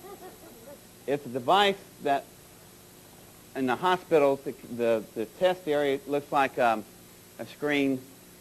How many people in here ever ordered an ant farm? Look at that. I know there's some people, they just want to hold their hands up, uh-huh. I ordered an ant farm, but whenever my ants came in, they were all dead and shriveled up, you know. So in Georgia, I put ants in there. I put fire ants in mine, buddy. Nobody messed with my ant farm. So, thing looks like an ant farm type screen, and it has a solution in it made of saline. You dump in the enzymes and hormones in there, you fire an electrical charge through, the electrons go in a straight line, the little enzymes and hormones get the hots for the electrons and chase them like Pac-Man. Some run faster and slower than others, you get a layer effect, and that is how you separate enzymes and hormones here on Earth to manufacture vaccines and serums. Okay, great, that's not so hard to understand. But there's a problem with every hospital on Earth. It's in a gravity field. So the ortho medical doctors said that we got a problem. It looks like an old 60s lava lamp. You can fire 1 billion volts there and it still won't separate because of the gravity field. So we built a machine that interfaced up there, had McDonnell Douglas put it on Discovery, had Charlie Walker go to work up there, the first civilian commercial astronaut. Yay, Charlie. So Charlie had nothing to do with NASA. He's just an employee of McDonnell Douglas. Charlie fires up the grid, clears all the way to the bottom on the first pass, and there they found what they were looking for. Hormones, 4 times larger and 700 times purer than anything existed on Earth. They separate them. They bring them back to Emory University, Atlanta, Georgia. So we get there with at Emory, and this is 6 years ago. On Channel 5, they say, those of you in the Emory area whose pancreas doesn't produce beta cells, more commonly known as diabetes. Come on in, we got the project to try. They screen out 4 people, and they're in their 20, 40, 60, and 80-year bracket, and they give them an intravenous injection.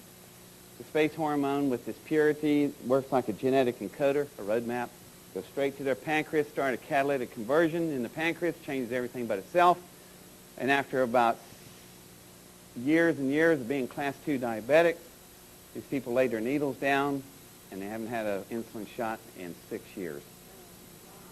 So you're sitting there going, well, why? Well, you hadn't heard anything about it. For 2 reasons. Johnson & Johnson paid $227 million for the research flight. They locked it up under proprietary law. Oh, God, mean people, conspiracy, right? Wrong answer. They did it for reason number 2. Have you ever tried to do a manufacturing process in the back seat of your car? That's what it's like on board a space shuttle. You need a space factory in order to, with a facility bigger than this room, so you can inoculate serum batches big enough to take out entire cities at a time, not just 4 people, until we have the United States space station called Freedom. Boy, I was wondering if anybody PR, great PR job on NASA. Freedom. If we ever get Space Station Freedom built, we would say, we, in our in-house joke, freedom at last. So, anyhow, until we have a facility like that, there's nothing they can do about it. However, the potential cure for diabetes is laying in space. Now, you might ask yourself something. Wait a minute. I just saw Bill Clinton give $2 billion last week to the Diabetic Research Foundation. Clinton doesn't know a thing about this because it's under proprietary law. How come I can tell you about it? I made the processor. So, it's just a matter of time. Now, let's do practical applications. How much would a shot like that cost? I always love and ask questions like that. And they said, well, probably about $60,000 for one shot. Yeah, boy, I guess I'll die of diabetes then. Other people in the room said, no, you won't. We'll pay for it. And who are you guys, Daddy Warbucks? Well, we're the insurance underwriters. All of them, Blue Cross Blue Shield. Well, you are Daddy Warbucks. So anyway, they said, we'll pay for it 100% of normal premium rate. Oh, why are you so generous? Let me figure this one out. Don't tell me. I know. Here's what you'll do. Let's see. You inoculate all these people. Golly, a person goes 80 years with diabetes in their life. Let's see. They get blindness, kidney failure, joint failure, hypertension. It costs you guys hundreds of tens of billions of dollars over their lifetime. You'll put all that money in your pocket. They, the public, get rid of a dread disease. Johnson & Johnson's sitting on a worldwide monopoly. And let's see. The guy who makes the machine gets 10% of everything. I like this. So, I'm telling you, don't buy into all this doom and gloom. If you do, it'll warp you so bad you won't recognize the truth when it hits you right between the eyes. You know, all the stuff, you heard what I went through when I was a teenager, right? If anybody should be bitter, it should be me, right? Do I look bitter? No. This is the greatest time to be alive right now. God's sake, what's wrong with it? It's great. It's marvelous being here. Somebody said, well, you can keep trying and trying, you know, and said it just keeps killed one after. Okay, yeah, maybe they'll squash another one. But you know what? I'm persistent. I've got the tenacity of a T-Rex and persistence, all right? You just keep hammering at something. Something my grandmother told me. Little strokes fell great oaks, okay? You just keep hammering at it. Sooner or later, something's going to get through. And it will. And you don't get downtrodden about it, because if you do, the minute you get depressed or you think they can control you, or what good can I do, I'm only one person, then they got you. They can kill this body, they can torture it, you can throw in disease, whatever the hell you want to do to it, but you can't take my free will. You'll never have me. Don't that just piss you off?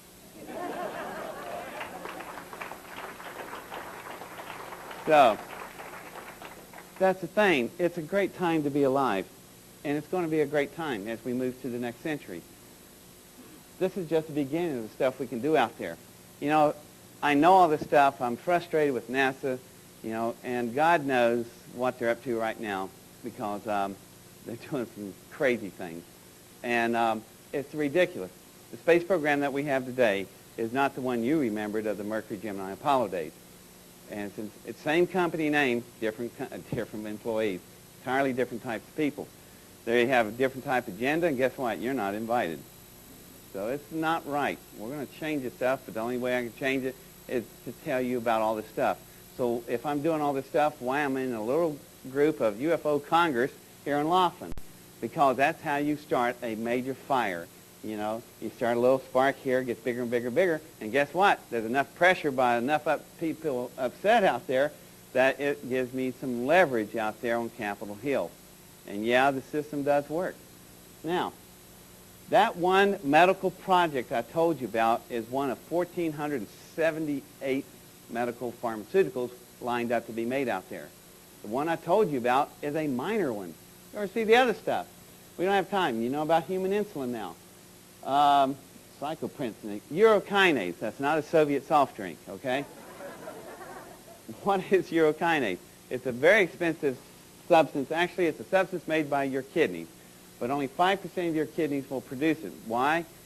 Gravity stops the other 95% of your kidneys producing enough of it. What does it do? It gets inside and it prevents blood clots. It's a natural blood declotter.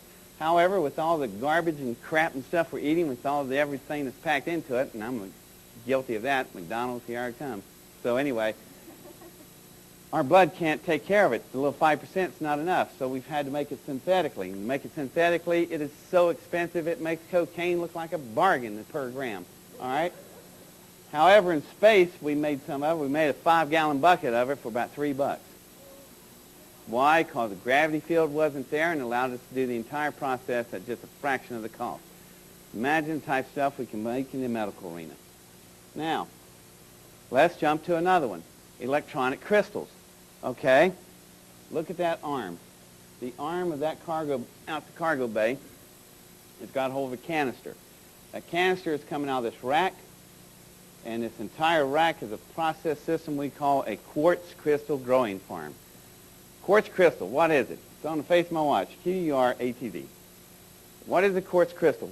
It's the heart and soul of the electronic industry today. It's inside our computers, our calculators, our stereophonic equipment, and we can grow these crystals. I know, well, crystals are like rocks. How do they grow? Well, we can grow them through an electrochemical reaction. When crystals grow here on Earth, they look like this. They're nice and linear.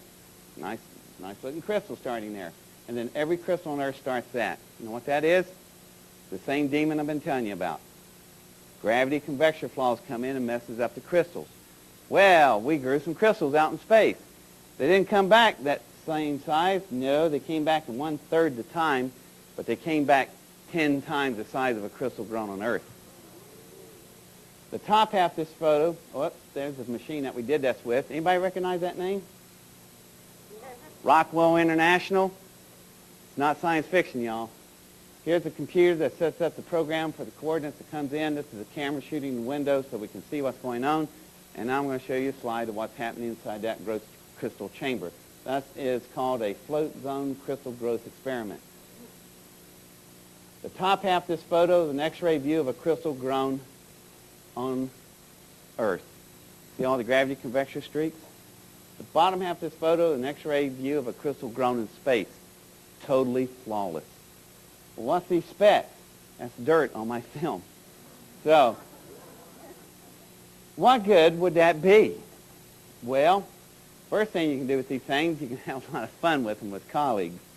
First thing we did was build a 555 computer chip. You know anything about computer chips? That's common as dirt. So we send the chips over to Cray 3 Silicon Valley, the big Cray 3 computers. Those computers are the size of this room. They're cooled 420 degrees below zero, liquid nitrogen cooled. Why? Because they turn 6 billion calculations per second. If you didn't cool them like that, they'd melt down to the floor. All right? Pretty powerful machine. So we send those crystals over. They look at them, you know, you guys crazy. That's common as dirt. Now plug it in the test bed and tell us what you think on the capacity side. So they go that, but to make sure it's on the test bed. Yeah, you hear that? Say it to me. Test bed. Okay. So they put it in a test bed. About 30 minutes later, we get a call back. The guy's going, and you hear fire extinguishers and screaming in the background. Yes, and we got a power reading on this thing just for the test bed. Blew off the floor, hit the ceiling, and ricocheted down on the wall here. It's got a power reading of 15,000 times the capacity of any crystal on Earth. What'd you do, hijack a UFO? I went, close. Made this thing in space. So I said, hey, let me talk to the medical systems of Cray 3. You don't have anything loaded over there, do you? I went, no, man. So we got to talk to the computers. Now, the med systems computers are most and nearly all of the medical knowledge of this planet loaded in this thing. And it can give you a hand when you ask the right questions. But here's the trick. You got to ask the right question. So I asked a question. To what purpose would this serve if we would apply this technology to a neurosynaptic firing order that's been damaged in a carbon-dated unit? What does that mean? It means, what if somebody had a spinal injury? So the computer thought about it, and we downloaded the information, and it came back with an interesting scenario. It said, you have a 16-year-old girl. She's going to be the best Olympic swimmer and diver we ever have. She's practicing. She does a dive. She misses. She hits her head on the edge of the pool. We get her out. The water, we look at her. She has severed her spinal column. She's a quadriplegic for the rest of her life. End of her dreams, right? Wrong answer. What we'll do is this. First thing we'll do, we'll take her to surgery and open up her spinal column. We'll fix her vertebrae through bone marrow fusion. And then this is where it gets interesting. Do you know that 3 pound of gray matter in your skull called your brain? It's the most logic rhythm computer known on the universe to us. I know you're sitting there going, I know he's wrong now, because that person over there hadn't got a lick of logic in their head, right? Well, I'm afraid you're wrong. They do. Now, what we can do is replicate. What do we want to replicate? Do you know when you have an original thought like this, you jump? Do you know what just happened? You know why people sometimes jump? That animation is not really exaggerated. It's really a reaction to something. When you have an original thought, a tiny lightning bolt will fly from one side of your head at the speed of light, 186,000 miles a second, to the other side. Pure thought is pure energy, and that's a pure fact. So if you get a whole bunch of original thoughts, you got all these little lightning bolts running across there, and you get all these thoughts at one time, you have a brainstorm. Come on, y'all. All right, you're slow. I always warn audiences. I didn't warn you, but that's okay. It's your problem. Now, whenever you're slow on something like that, I will penalize you with a cow joke. What do you call a cow with all 4 legs cut off? Ground beef. What do you call a cow that's had an abortion? This is not nasty. The cow has been decaffeinated. Good. You win a space crystal for the day. Now, you know who told me those jokes? Chuck Yeager. You ever heard of him? Chuck and I are born in the same state, West Virginia, and when he tells you a joke, watch out. He'll honest to God, elbow you. He's corny as he can be, and I love that man to death. He's such a trip. So anyway, back to the surgery room. What we'll do is this. Got a little brainstorm going on there. All these messages are being fired from your brain down through your conduit wiring, better known as your spinal column, and on this girl, it comes to a dead-end stop as a break. What do? We take the capacity power of this crystal. I'll reduce that Cray 3 computer, the size of this room, down to the size of my little nail, my little finger. You implant it in her to an interface on the neural synaptic firing orders, and just like a traffic cop directing traffic, it picks up the signal, sends it on through at the speed of light, and sends it on into all the neurons to fire up the muscles, and a little bit of therapy. She goes on and wins the Olympics and have a nice life for the rest of her life. And all this information has just been sent to Christopher Reeves, and the Man of Steel is going to walk again one day. So,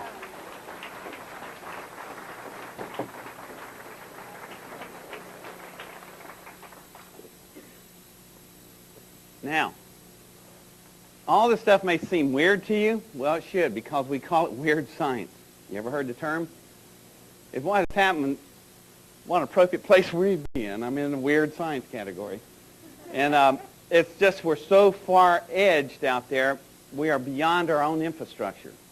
Now, that's really important. What does that mean? That means that we discover these things, but we can't really apply them yet because we don't have the infrastructure to help us. It happens all the time. It happened in World War II. How so? You built and designed a Manhattan Project that split the atom. What did we do with it? We built a warhead. All we did was release energy. It wasn't until 40 years later we decided to build nuclear reactors. Why couldn't we do it in 1945? Because we didn't have computers and technology built all around that could hold that type of technology. Same thing's happening here. You're getting to see Manhattan Project technology, and it'll be a while before we can get it infused because we don't have the infrastructure yet. Now, that leads me to another subject area. While I was at Roswell, they tagged me up with a guy named Colonel Corso. Heard of him? And Colonel's a trip, man. 84 year, 82 or 84? 82. And he's really neat. Got his pants pulled up around his chest. Looks like Mr. Rogers, or no, Tim Conway, you know, when he walked. But I like the Colonel. Don't get me wrong. I really like the Colonel. He's all right. And he's really done you a big service because you remember in his book, The Day After Roswell, what does he say? That alien technology has been infused into our system. Look familiar, all? Okay. What's happening is our infrastructure. Okay, what's this got to do with anything? It's got to do everything with everything. 20 years ago, you had no cellular phones, power books, fiber optics, cellulars, pagers, satellite information at the magnitude you're carrying on the internet, World Wide Web. You didn't have any of that. So where'd that all come from? All of a sudden we jump in computers, we go from vacuum tube to transistor to microcircuitry board, step, step, step. Okay, it looks pretty good. But now in technology, there's just these massive jumps. You know, how do we do that kind of stuff? Because we cheated on the test, y'all. If we were doing long division, remember the old teacher, show me your work, you know. You can't show me the work. You can show me the product and we'll use it, but you can't show me the work. Of course, those dead on target, when they started dumping that technology in, it created a job field for me. Because by transferring this high tech into more reduced applications, we bring up the infrastructure. When the infrastructure comes up, we can then utilize that really cutting-edge technology. Then what happens, the infrastructure of that system builds the other infrastructure faster, then you infuse even more technology. Look at technology. What has it been doing? Exponential jumping. All right, in the last 20 years, we have accomplished more in technology than the other 5,000 years of our previous existence. Now, you want to explain that one to me? On a 3D logical term? Guess what? You can't. All right? So you're sitting there going, oh, he's just fantasizing, right? Well, let's see about that then. Because we're going to go look at something else right now. We're going to skip to another part of the program. And I'm going to show you.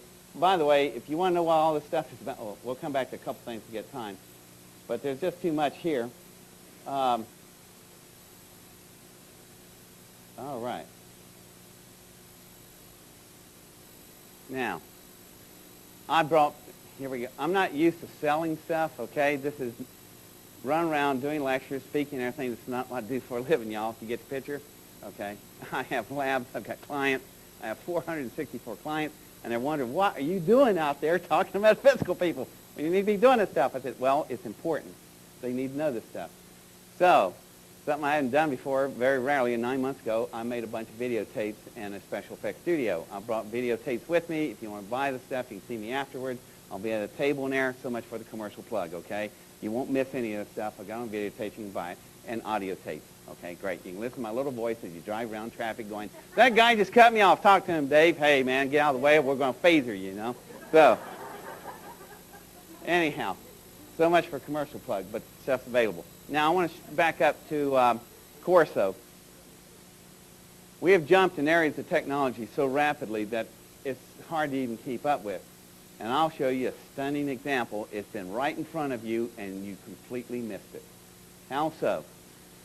Here's a space shuttle. It's coming in re-entry. So here's the problem.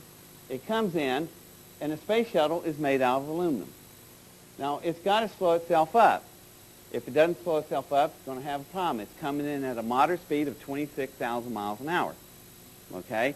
And if it doesn't slow itself up, it's going to use up a lot of runway and scare the heck out of the people in the runway. Now, how does it slow itself up? Well, it's going to pull its nose up, and it's going to use its belly, and it's going to hit the air.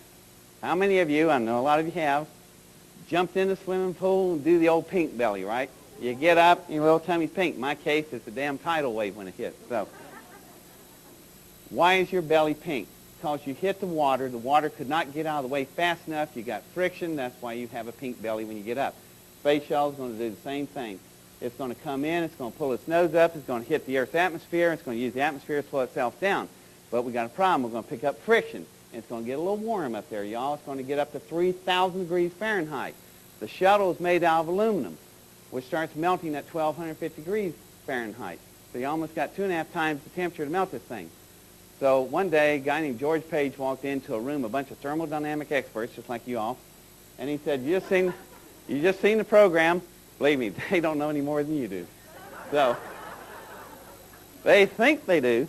So anyway, George says, you just saw the program of Space Shuttle. See all the nifty stuff we can do out there, but I got a problem. Every time it comes back to the Earth's atmosphere, it disintegrates. And I can't get any astronauts back here wanting to fly this thing. So I want you to build me a TPS system, a thermal protection system that can withstand 3,000 degrees Fahrenheit. It's got to withstand, let's see, 8.5 million pound thrusting engines, or excuse me, 6.9 million pound thrusting engines for 8.5 minutes, like it is at launch. It's got to withstand 250 degrees below zero, like it is in the shadows of space, and 250 degrees above, like it is in sunlight. So 500 degrees difference in space from light to dark. It's got to withstand total vacuum, X-rays, gamma rays, ultraviolet rays. All right, it's got to withstand, let's see, temperature reentry. But I don't want it to burn up on the first reentry like all the other older bladed shields did. I want it to last 100 round trips before we need to replace it. Got that? Good. Before y'all head to the labs, one other thing. You know we're putting stuff in the cargo bay, right? We've got a weight problem. Can't weigh any more than a piece of styrofoam same size. Can I have that tomorrow? Get them, George. So anyway, 12 years later, and one hell of a lot of failures, they ended up with this, a thermal tile from the Space Shuttle Columbia, and here it is. Been in space about 5 times, got about 2 million space miles on it, hardly even wore it out, okay? Now, it can do all the stuff that I can say it does, and it still weighs no more than that piece of material. See how heavy that is. Really heavy, isn't it? Pretty light. Y'all agree? Pretty light, huh? Good, I'll pay you after show. Now, it weighs only as much as a piece of styrofoam. Now, it can do all the stuff I said it can do and a lot more, and I'll do a really searing demonstration. All right.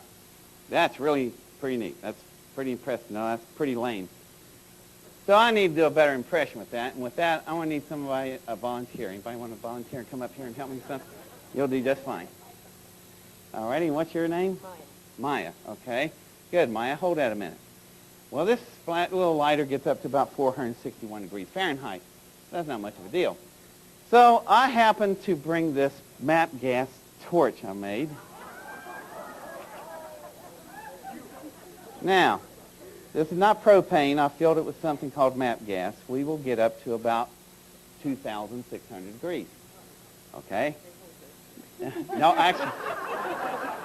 Smart girl. Stay perfectly calm. I've done this hundreds of times. I've only lost 3 people. Now. Okay. Now you know what happened to all my hair. So, we're going to walk over here in the dark a little bit. And if you would, Myra, come right over here, and we're going to do this. You hold the fire. Your first impression was right. You must be psychic.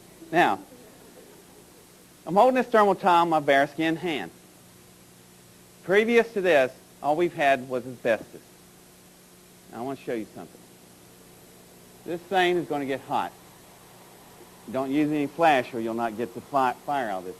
It's going to get up to 2,600 degrees Fahrenheit. And if I lean it that way, can you feel the heat? Hot, isn't it? All right, hold it right against it there, Myra. Now, that's only 1.25 inches thick. Look at my bare skin on the back side, and I feel no heat. That's pretty impressive, isn't it? Think about that. But this stuff can do something no other substance on Earth could ever even achieve the hope of getting to. What's it do? It can isolate the BTUs in their orbits and leave the electron in an excited state. Well, what the heck does that mean? That means this. As Bullwinkle would say, nothing up my sleeve. I will take my other bearskin hand, you hold the fire, I'll pull the tile away, and even glowing at 2,600 degrees Fahrenheit, I'll lay my skin flat on that cherry glowing surface, and it won't burn my skin. Let's see what happens. Thank you.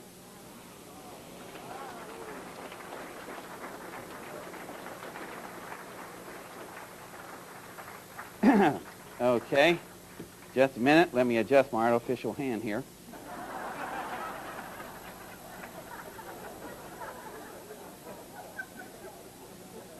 Back to dead cold room temperature.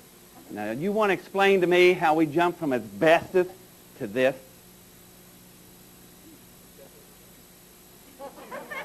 Because we had a little help. Because I tell you, there's technology that's influxing into the technological levels, and there is, try to find trace, originator, resource on this. You can't. You will find that your paper trail will I'll save you the trouble.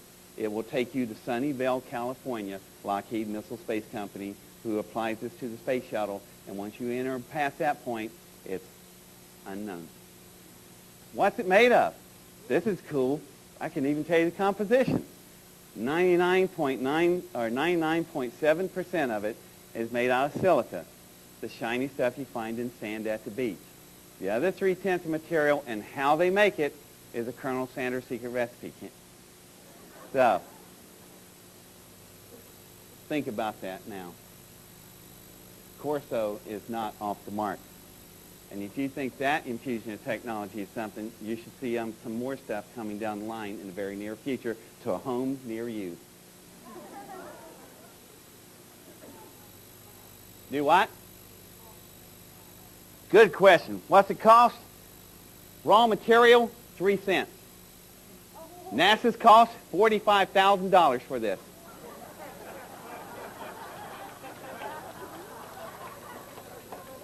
Wait a minute, I'm going to defend them on this because there are 30,200 tiles on every orbiter. No two are alike. There's this computer coding here. The paperwork on this one tile would fill half this room. That's why it costs so much. But in raw material, it's just pennies. What's the R factor? We don't know. It goes clear off the scale. Well, 1/4 inch of that is equal to 2 feet of fire brick, and unlike asbestos, I can lick on this all day. Biodegradable. Huh? Because if you, all right, you're the commander of the shuttle, right? You're coming in atmospheric reentry. You have some kind of mishap, maybe you strike a micrometeor on the way in, and you blow a section the size of this wall off, it's going to warm your feet real quick. But if you have all little different sections, you only lose a couple and you'll still make it in. Safety factor. Okay. Now, at this point, wait a minute, I better back up to one more thing you got to see. And then I'm going to open up, let's see. Oh, God, we're out of time. How much time do I have? God almighty, I know what a contestant feels like on Let's Make a Deal, Bob Barker. What? What?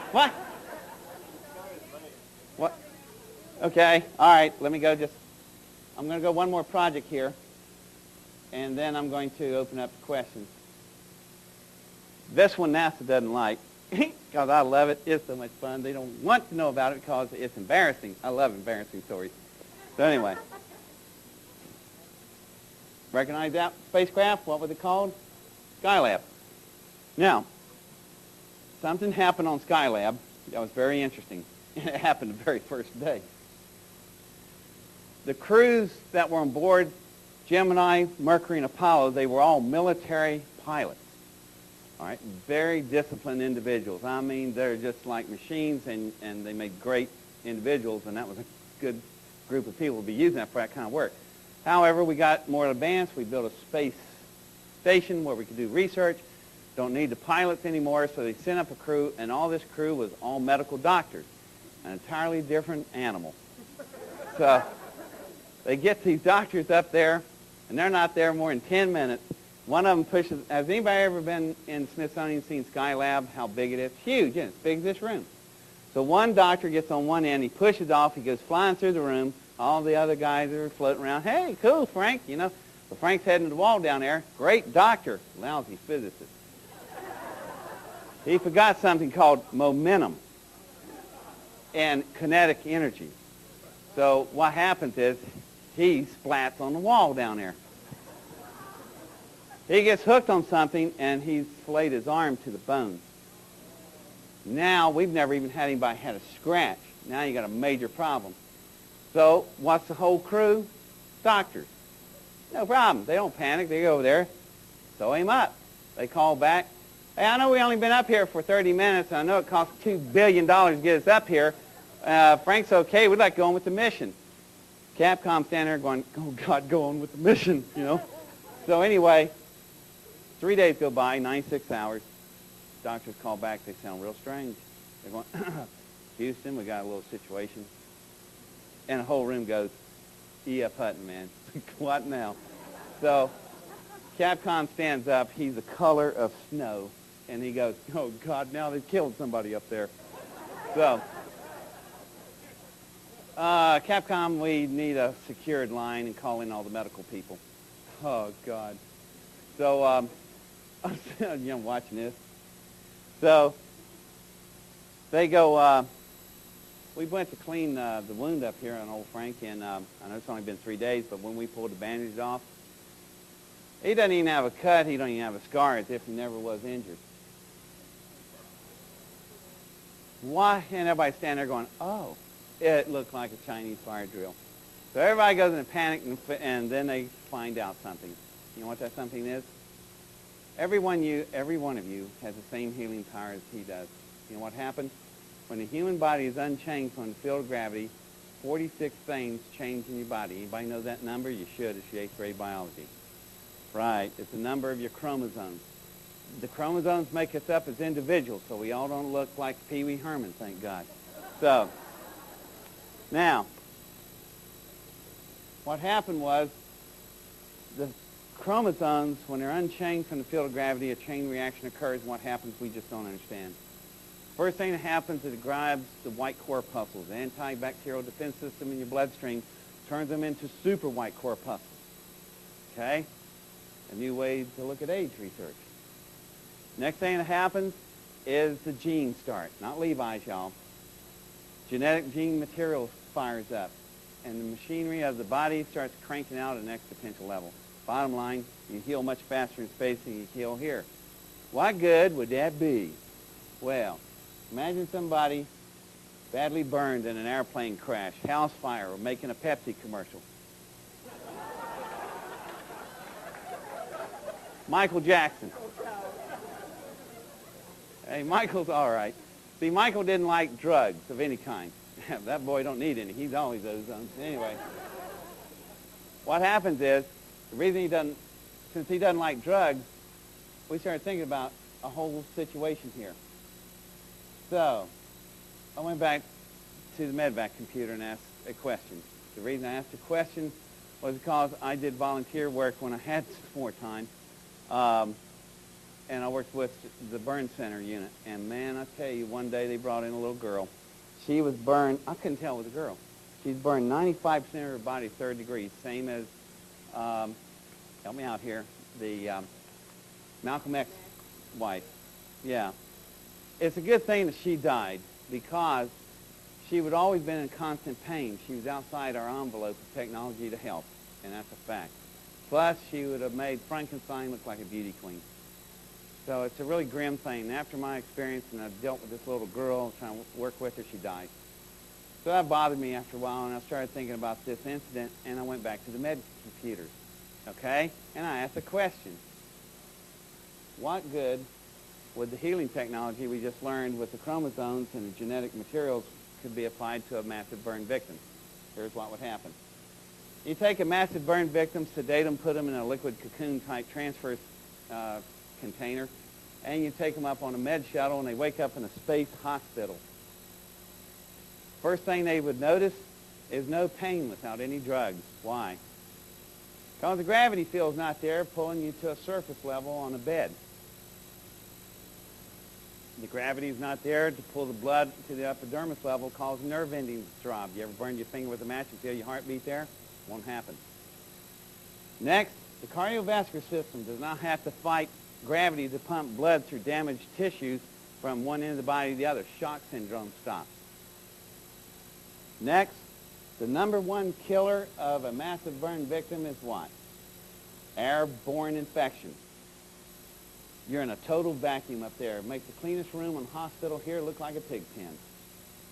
Next thing, you have to feed nutrients into this person like a camel on a refill because their body's going to need a lot of food. I forgot to tell you that astronaut was starving all the time. Couldn't figure out why. He was eating up so much stuff. He said, God, we're going to have to cut the mission short because Frank's about to eat everything up here. Now we know why. Frank was feeding the fuel into a healing engine. And finally, because of that, he or she would heal so fast up there, they would heal without scar tissue, not enough time to form. Welcome to my world.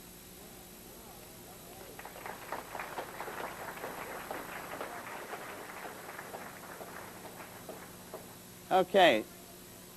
Pardon? Well, at the rate NASA and Congress move along, probably a couple million years after the second coming.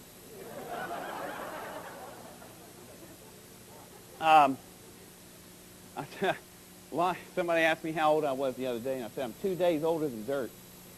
Anyway, I'm going to stop at this point.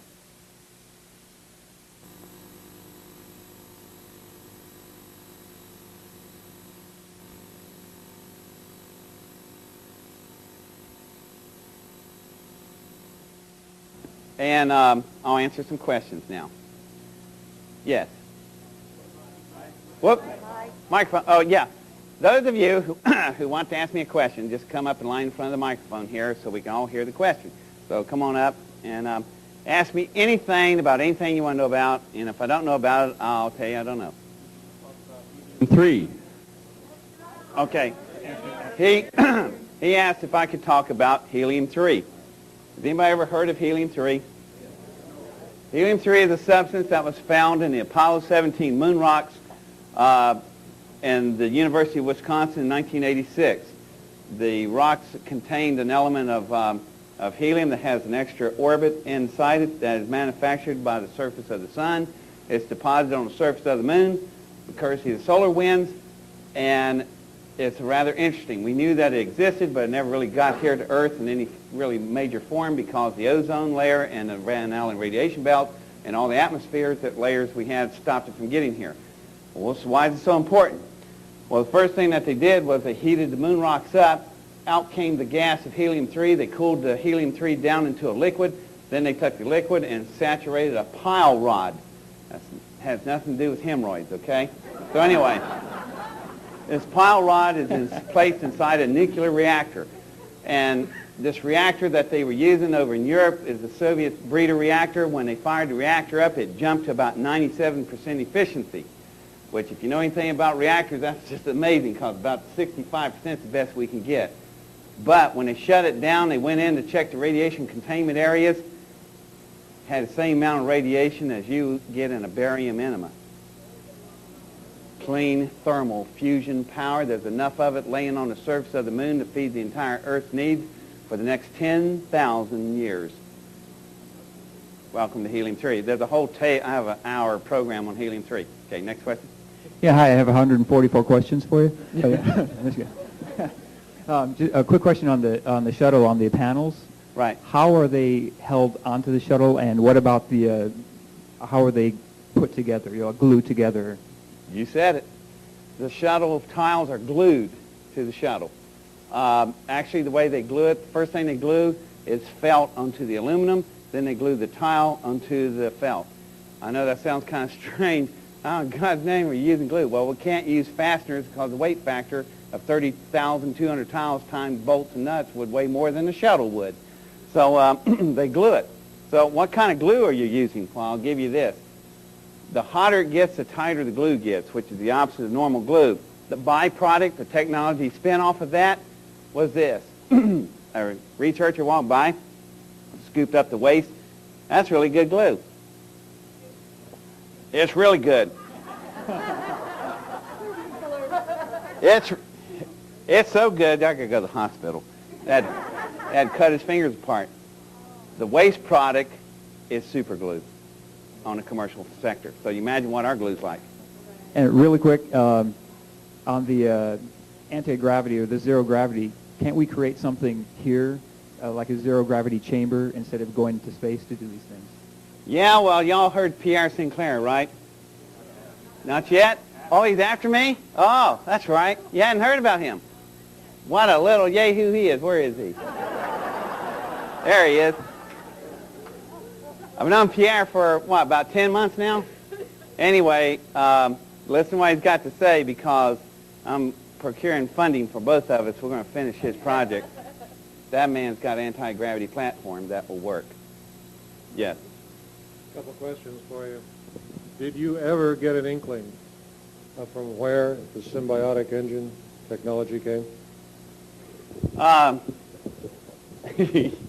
Yes.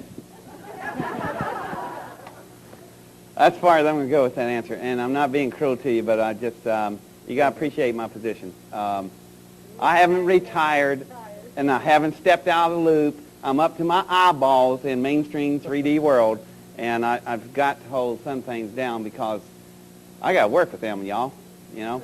And they got yay much tolerance at times. Well, he's not a politician, at least, is he? Second question. You've been around a long time, relatively long time in the space program. Did we really go to the moon? Are we really on Mars? That's two questions. Okay. A and B. Are you sure you're not a politician? I didn't mean to insult you. Politicians about as useful as wet toilet paper. But yes, we really did go to the moon, and it's ridiculous to think that we didn't, because explain to me how come we could look lifetime through Mount Palomar and see the space vehicle on the surface. Also, explain the 1,278 pound of moon rocks, which we got helium-3 from, which is not indigenous from this area. So, yeah, we went there. Part B, no. You're being duped. And it's so disappointing to me that, matter of fact, a guy named over in Denver, his name is Chip Tatum. You ever heard of him? Gene Tatum, the 25-year deep cover CIA agent? Well, you'll hear a lot about him. He's the one that caused Ollie North to get busted.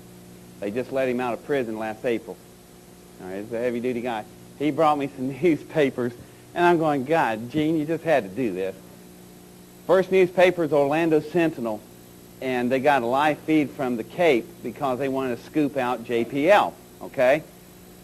There's this really neat-looking shot. There's a little rover right there, and there's the big panorama view. And sitting on the right corner on the surface, about 80 feet away, is this huge solar power panel. What? The solar power panel does not look like anything of the solar power panel on the little lunar rover. They're big old fat photovoltaic cells. They would evaporate in the atmosphere of Mars. It's a hostile system up there. No, what happened was when they got that shot, the next photo came through on all the other wires, the thing's gone. You know why? Somebody had said, hey, Bob, go out there and move that solar power panel out of the way. It's at Death Valley or someplace. And they're pulling a Capricorn 1 on you. And that, I never thought in my lifetime I'd stand up here and say something like that, because I'll definitely tell you we went to the moon, but they are definitely doing a number on you on Mars. You know why? Two reasons. First reason, funding is one, well, you hit it right on the funding part. The first probe that was built, that went in, that exploded when it entered orbit, you know how much it cost? $1 billion. Do you know how much this probe cost? 20. They put a cap, NASA put a cap at 20 million. Why did they put a cap? Because the contractor that built that probe, 24 hours later after it blew up in orbit, got another rollover for $1 billion. That's when I went nuts. I called the senators up and said, hey, would you buy a car from these this morning and it blew up and you buy another one tomorrow morning? No, you just did. That contractor changed out that oxygen tank on that craft 2 days or twice on the pad on the day of the launch to make sure you don't have a problem. No, to make sure you do have a problem. Because when they got an LOS, loss of signal, you can say Martians blew it up, Richard Hogan can do all his crap and whatever God's name he comes up with. But the fact is, it's just simple, common greed in corporate America and aerospace. And they did a contract rollover, all right? Now, so NASA comes back. I told the senators, I think 60 Minutes needs to know about this. Well, guess what? 3 weeks later, NASA comes out and caps the building of the same probe for $20 million. And they build it. And I'm going, wait a minute. You're telling me you had a $980 million tooling charge? That's ridiculous. So, I don't think they had enough funding for that probe. But they did it for a couple of reasons. The biggest reason is, one, did it land July 4th? What was going on exactly the same moment? Roswell. I was there at Roswell, and they were having a live briefing from the University of San Diego and Stanford University, and some residents of Roswell was able to get hold of some material and hung on to it for 50 years. These universities were given to them. They did these $100,000 hour isotopic tests, and I have the readout sheets with me, and guess what, folks? It's not indigenous to this area. There's a lot more testing needs to be done, but the whole point of this all is, while they were briefing this, the only cameras that were in the Pearson Auditorium was the foreign press. I went outside, down the steps, out in the street with the freaks and the geeks and the area fairies, people dressed in aluminum foil and antennas going everywhere. There's CBS, NBC, ABC, CNN. I'm going, hey, what are you guys doing down there? God almighty, here's the briefing up here, you know. They're just not looking. I go down right in the crowd. I'm shy, you know. So I grab the cameraman. What are you doing? He goes, we have our assignments. Yes.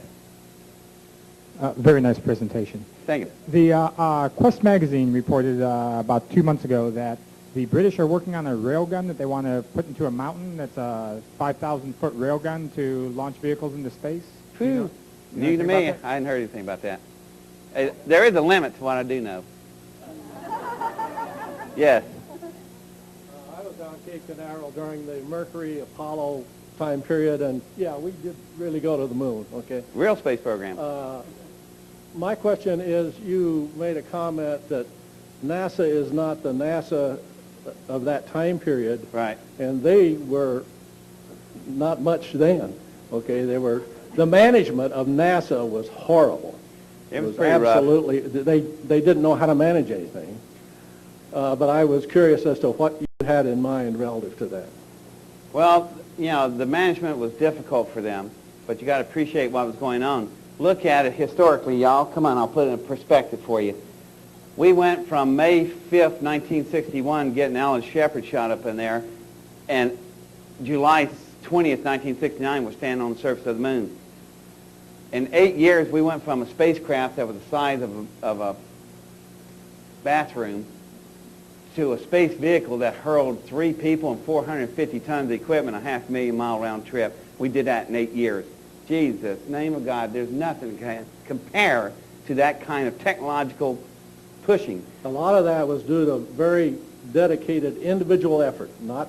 All of it was, yes, it was because of the individuals that worked. That's the point I'm making. The people that worked there would have paid you to let them work there. They were so into it. It was their heart and soul. The people you got there now don't give a damn about nothing but getting a paycheck. I'm not going to say that for all of them, but the bulk of them is compared to the workforce you remember to the workforce we have now. It's 2 different entities. It went from a can-do-anything agency to a faceless bureaucratic machine now. And this crap's got to stop. We led the world to another planet. That's too bad. That's really and we never went back. What's wrong with this picture? Yes. This may be a bit of a mute question if you've got access to an anti-gravity platform. But have you ever thought about or given any thought to how we could privatize the space program so we get something done instead of waiting for NASA? Yeah, watch the wording on, that NASA's playing with. They say they're privatizing the space program. And wrong answer. You want commercializing of the space program. Privatize means this. Do you know where the control center of the Hubble telescope is right now? Johnson Spacecraft Center, JPL? No. Johns Hopkins Medical Center. What? Absolutely right. Check it out. The control center of the Hubble telescope is in the middle of Johns Hopkins Medical Center. Why? A private contractor has it. And you know what the private contractor has in his clause? He does not have to show you a thing until 6 months later. You paid $1.5 billion for that, and you can't even see until 6 months later? I think you should have a riot about that. That's ridiculous. Yes. How come we never went back to the moon? I know there's a lot of people in here in the metaphysical community, oh, God, we got moon bases and all that kind of stuff. Maybe you do. I haven't been there. I haven't seen it. I can't tell you it exists. I'm only going to tell you what I've seen, what I've touched, what I felt. That's period, okay? As far as I know, we never went back to the moon. And why we didn't go back, that is the best question I ever heard, because that's the one I've been asking for years. Why in God's name don't we go back?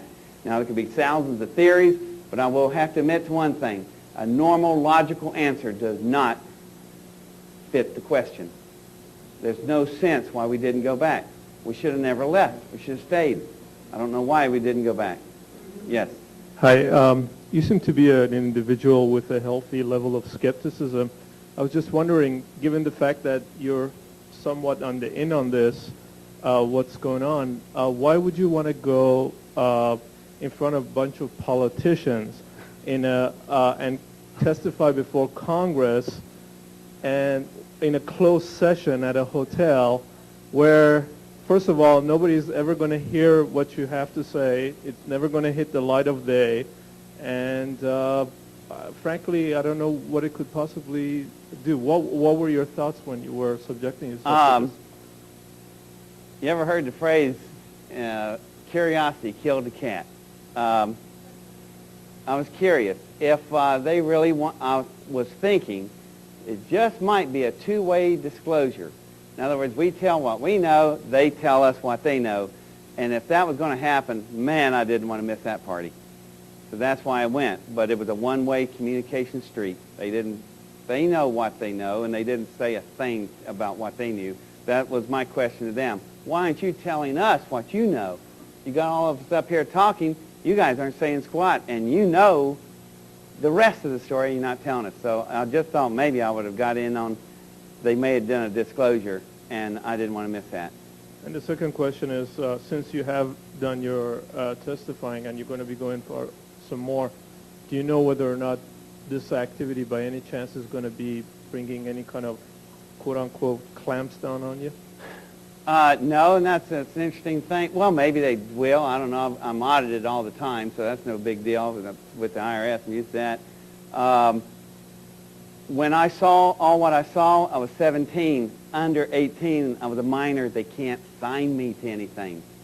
So that was a little mistake on their part. Plus, I have a lot of lawyers. That's the other thing. And I know how to play the game. So far, I haven't felt anything.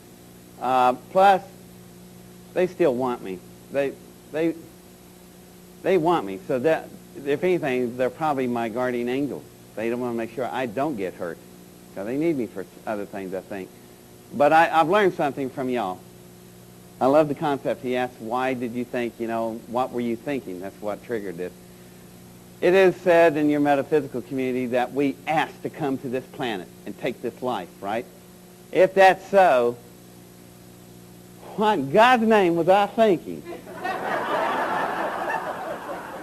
Why did I end up here? For God, I must have been drunk. They said, hey, Dave, you want to go to Earth, all them humans? Sure, Jeez, what a choice. But, after I got into this is really answering your question. The reason I went was because of you. I went there because I thought I'd try to make a difference for you. So, all of this stuff you see, you go, sure, I can make a lot of money. I don't care about money. The thing I care about is trying to build a better world for you and your kids. I worry about your kids, for God's sake. So that's why I do all that I do. I was born for one reason. You know, I work in quantum physics when I'm age 7. I was born on a dirt floor in Welch, West Virginia, to coal miner families and such. And so I've come a long ways. And people go, oh, you're so great, you're so wonderful and all that. No, that's not it. These are gifts. They're divine gifts and talents.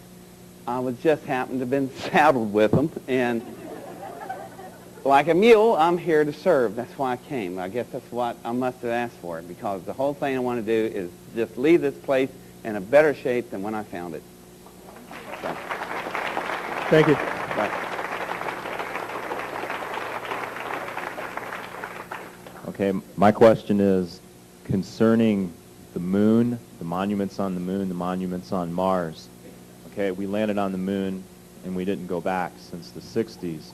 Well, with the technology, with Colonel Corso, with the technology you're releasing, all these other things, why would they still want to play a game concerning a probe going to Mars? Because in a matter of time, we already landed on the moon, we already have this, and they release certain things in a gradual pace to the general populace, and now it's starting to come out just as of a couple of months ago, and it seems to be escalating. So to me, there's already the photos of all these things from a distance, so why would they keep everyone in the dark when you can already see these photos in the distance? It seems like that eventually they'd want to like prepare people little by little by little. So I'm kind of confused on why they would want to stage something with the probe. You talked about with money, but I wonder what's going to happen with the future of the releasing of more of these photos with these monuments on the moon and Mars and things like that. All right.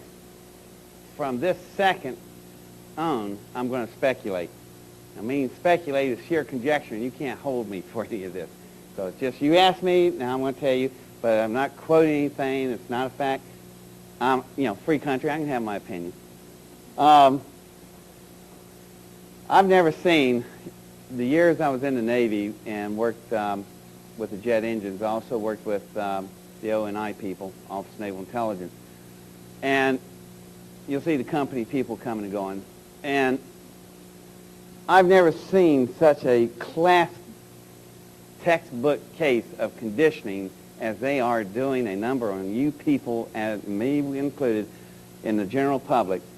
Just on a plane here, I pulled out the United Airlines magazine. There's an ad in there. I got it up in my room. It shows a car going down the road, this big UFO over it, and beaming the heck out of it, and it's it's an ad for a sound system, car sound system. Ad after ad, 28 movies out. You can't turn around without tripping over an little alien somewhere, So I'm going, damn, I guess they want you to get used to this for some reason. So, like I said to Thurman one day, Senator Thurman, I said, hey, is somebody coming to dinner? It's not Sidney Poitier, right? And I said, are you guys looking for a welcome wagon hostess? And I think, my opinion, of all the little weird factors and stuff, it just adds up to one thing. I think in a very short time, if they did cut a deal, contracts up, gigs up, y'all, and what's happening is worldwide contact is just a short step away. And I think that's coming. And they're panicking. They're trying to figure out, they were supposed to tell us. Whoops, forgot to tell you. And then the last final question for me would be what I've experienced in my walk in these areas of knowledge and with the Creator who hung the stars in the sky as with yours is you had that will within inside, and within you walked and kept walking forward, and you stand here. And my question is I think the will inside of what you talked about of putting the laser beam through the wall, I think that's the key of everybody coming together to keep moving forward, and everything will work out in that way as long as we keep that inside and keep moving. I couldn't agree more. God gave you two things, man. He gave you, or she gave you,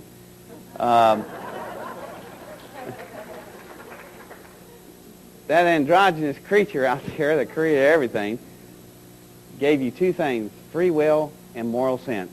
It separates us from all the other animals. Moral sense, We know the difference between right and wrong. You have the free will to choose. People who are murderers and everything, inside they know it's wrong. You have that moral sense. And that is it also set off a terrible tug of war within you, because that free will means you got to wrestle against both sides of good and evil. And that's what the whole thing was about being here. It's not whether you get this nice car, this job, or this money. It's how you come out on the battle of free will of what's right and what's wrong. And that's what it was all about. Thank you. Right.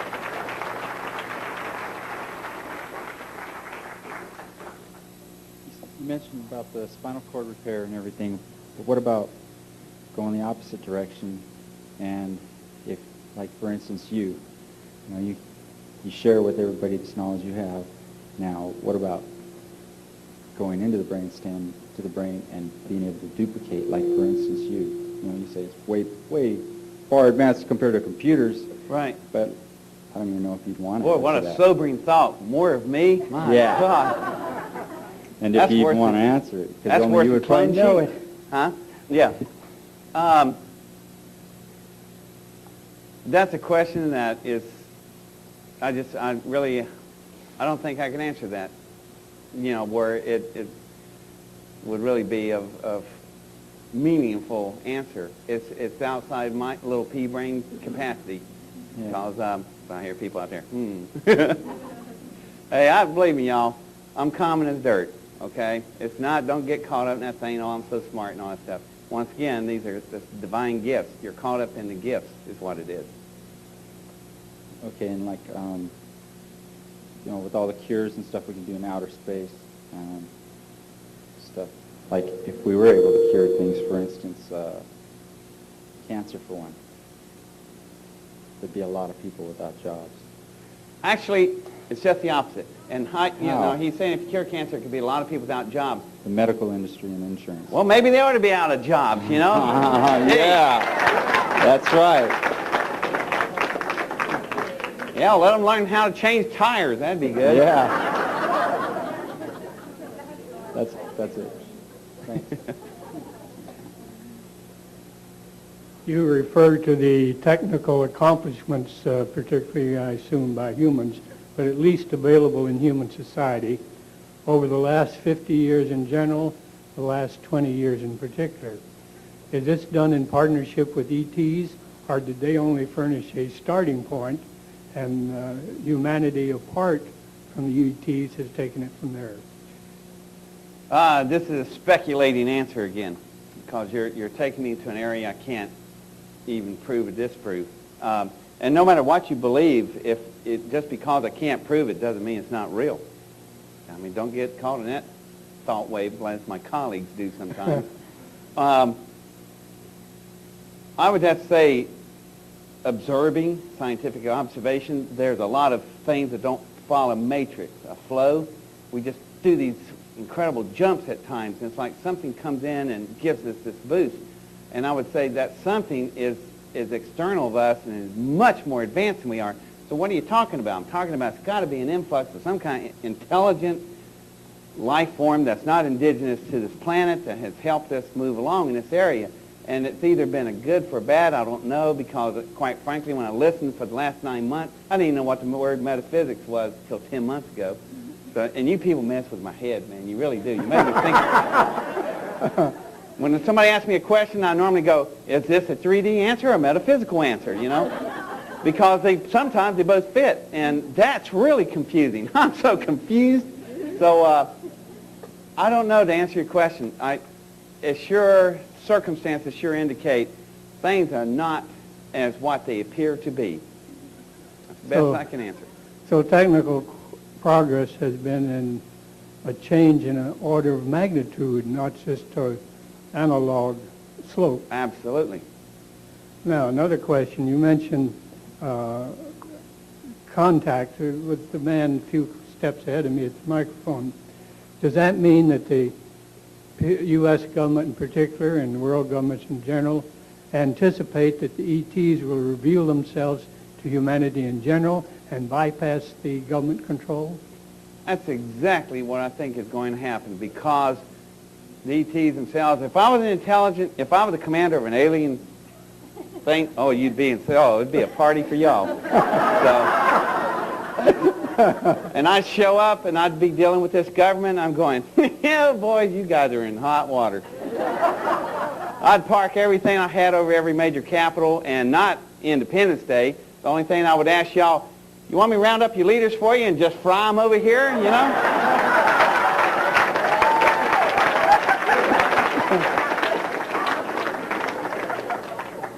And one observation, you mentioned that the NASA is a different organization than it was previously. I was involved in that, not NASA, but in the space program. I worked for Rocketdyne in those days. Oh, and right, yeah. I was in the controls group, and I saw the company diminish from about 21,000 people down to about 2.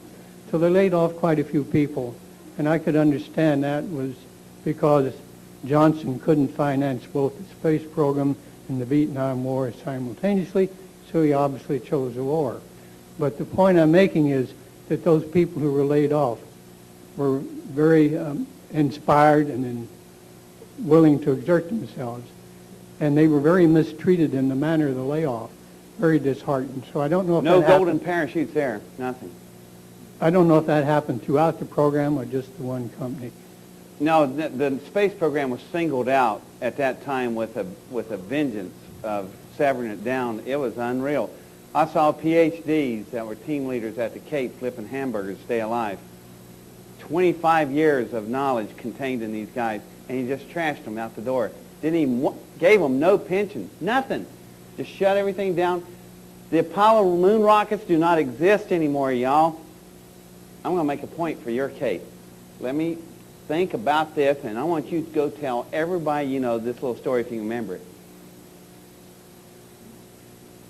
Here we are in 1997. The farthest I can go away from Earth is 690 miles in a space shuttle. 30 years ago, I could travel 250,000 miles to the moon and back with 450 tons with 3 people. 30 years ago, today I can only go 690 miles. Did we go forwards or backwards in the space program?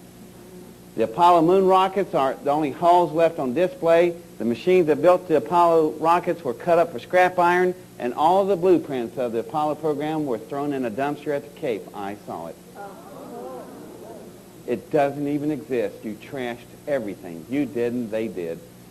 And I tell you what, you know, it's not your fault, but if I was looking at a species like that, I go, you know, you don't deserve to be out in space. You don't deserve anything. You know, but it's not your fault. But that's horrible, man. That's a sin. Historians will look back at this one day, 100 years from now, and they'll go, what in God's name did they not go back to the moon when they led the world at the time? Yes. Thank you so much for a wonderful presentation. You are just great. In your opinion, what's going on with Mir?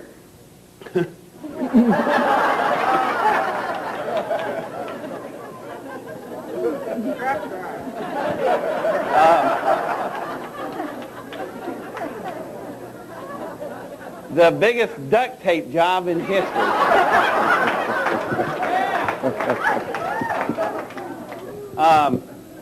I want to say something for Mir, though. Mir was designed for a life of 2 years. The damn thing is 18 and a half years old and still working. If you get a live picture on it, I'm not kidding, the entire interior of that thing is duct tape. There's not gravity present, so duct tape holds a lot together up there. So between duct tape and Velcro is holding this thing together. And it's such a sorry state of affairs that for us to have all that we had, and the Soviets put up that pitiful thing, which has done a great job, and we're still trying to leech off of it. Why are our men on it? Because we don't have a space station. Because the space station that you paid for R&D, NASA spent $2 billion for research for a design of a space station, and the damn thing could sit right here on the stage, look like an erector set on a bad day, and they walked in and looked at it and go, that's a bunch of crap. Tore it all apart and started all over again. But you paid $2 billion, and they still haven't got a damn decent design going yet. I mean, what's wrong with this picture? Don't even get me started on some of the other stuff like Challenger. And God. I also have a tape for sale called Challenger, and I am the national spokesperson or the Ron McNair Foundation. The black astronaut died on Challenger. Now that's like an oxymoron. That's an all-black institution. You're a white man saying it. Well, by God, I am, aren't I? So it's like I told a whole group of the foundation, and there was a lot of black folks there, and my opening statement was, y'all remember Steve Martin? I was born a poor black child. Foundation leader said, you know, you're the only white man I know that can get away with the black folks like that. You know why? Because black people have an extreme depth of perception in a matter of seconds, and they can tell if you're hustling them or not. They'll look right in your eyes, and after they look in my eyes in about 30 seconds, they step back and go, Jiminy, a white man is sincere, God, about our problems, you know. Why? Because I don't see color. I see people. I love people, all kinds of you, and I'm just here to help you. And by God, I'll do it the best I can.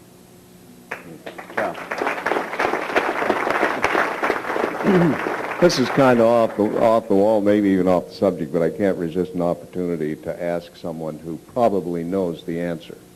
I was listening to a guy who described himself as an environmental scientist on the radio not long ago, and he said that, first of all, ozone is manufactured by the sun. Secondly, ozone is so unstable that ozone destroys ozone. And thirdly, it's not possible to identify the source of a carbon molecule. And fourthly, carbon molecules are 10 times as heavy as air. The net being, why is NASA telling us that it's hairspray that's destroying the ozone? Right. Or building the ozone level? I could go into an hour in chemistry. This wasn't Art Bell show, did you hear? No. Okay. No, this was a more or less legitimate show. There's some errors in those statements. And we could go, it'd take me a while. See me at my table. And okay. And I'm out of time because Pierre's got to talk. Y'all got to have a bladder break. And whoever's in charge of this thing, come up and take control. All right, one more. This last question. Okay, this has to do with the like the curing of diabetes and things like that.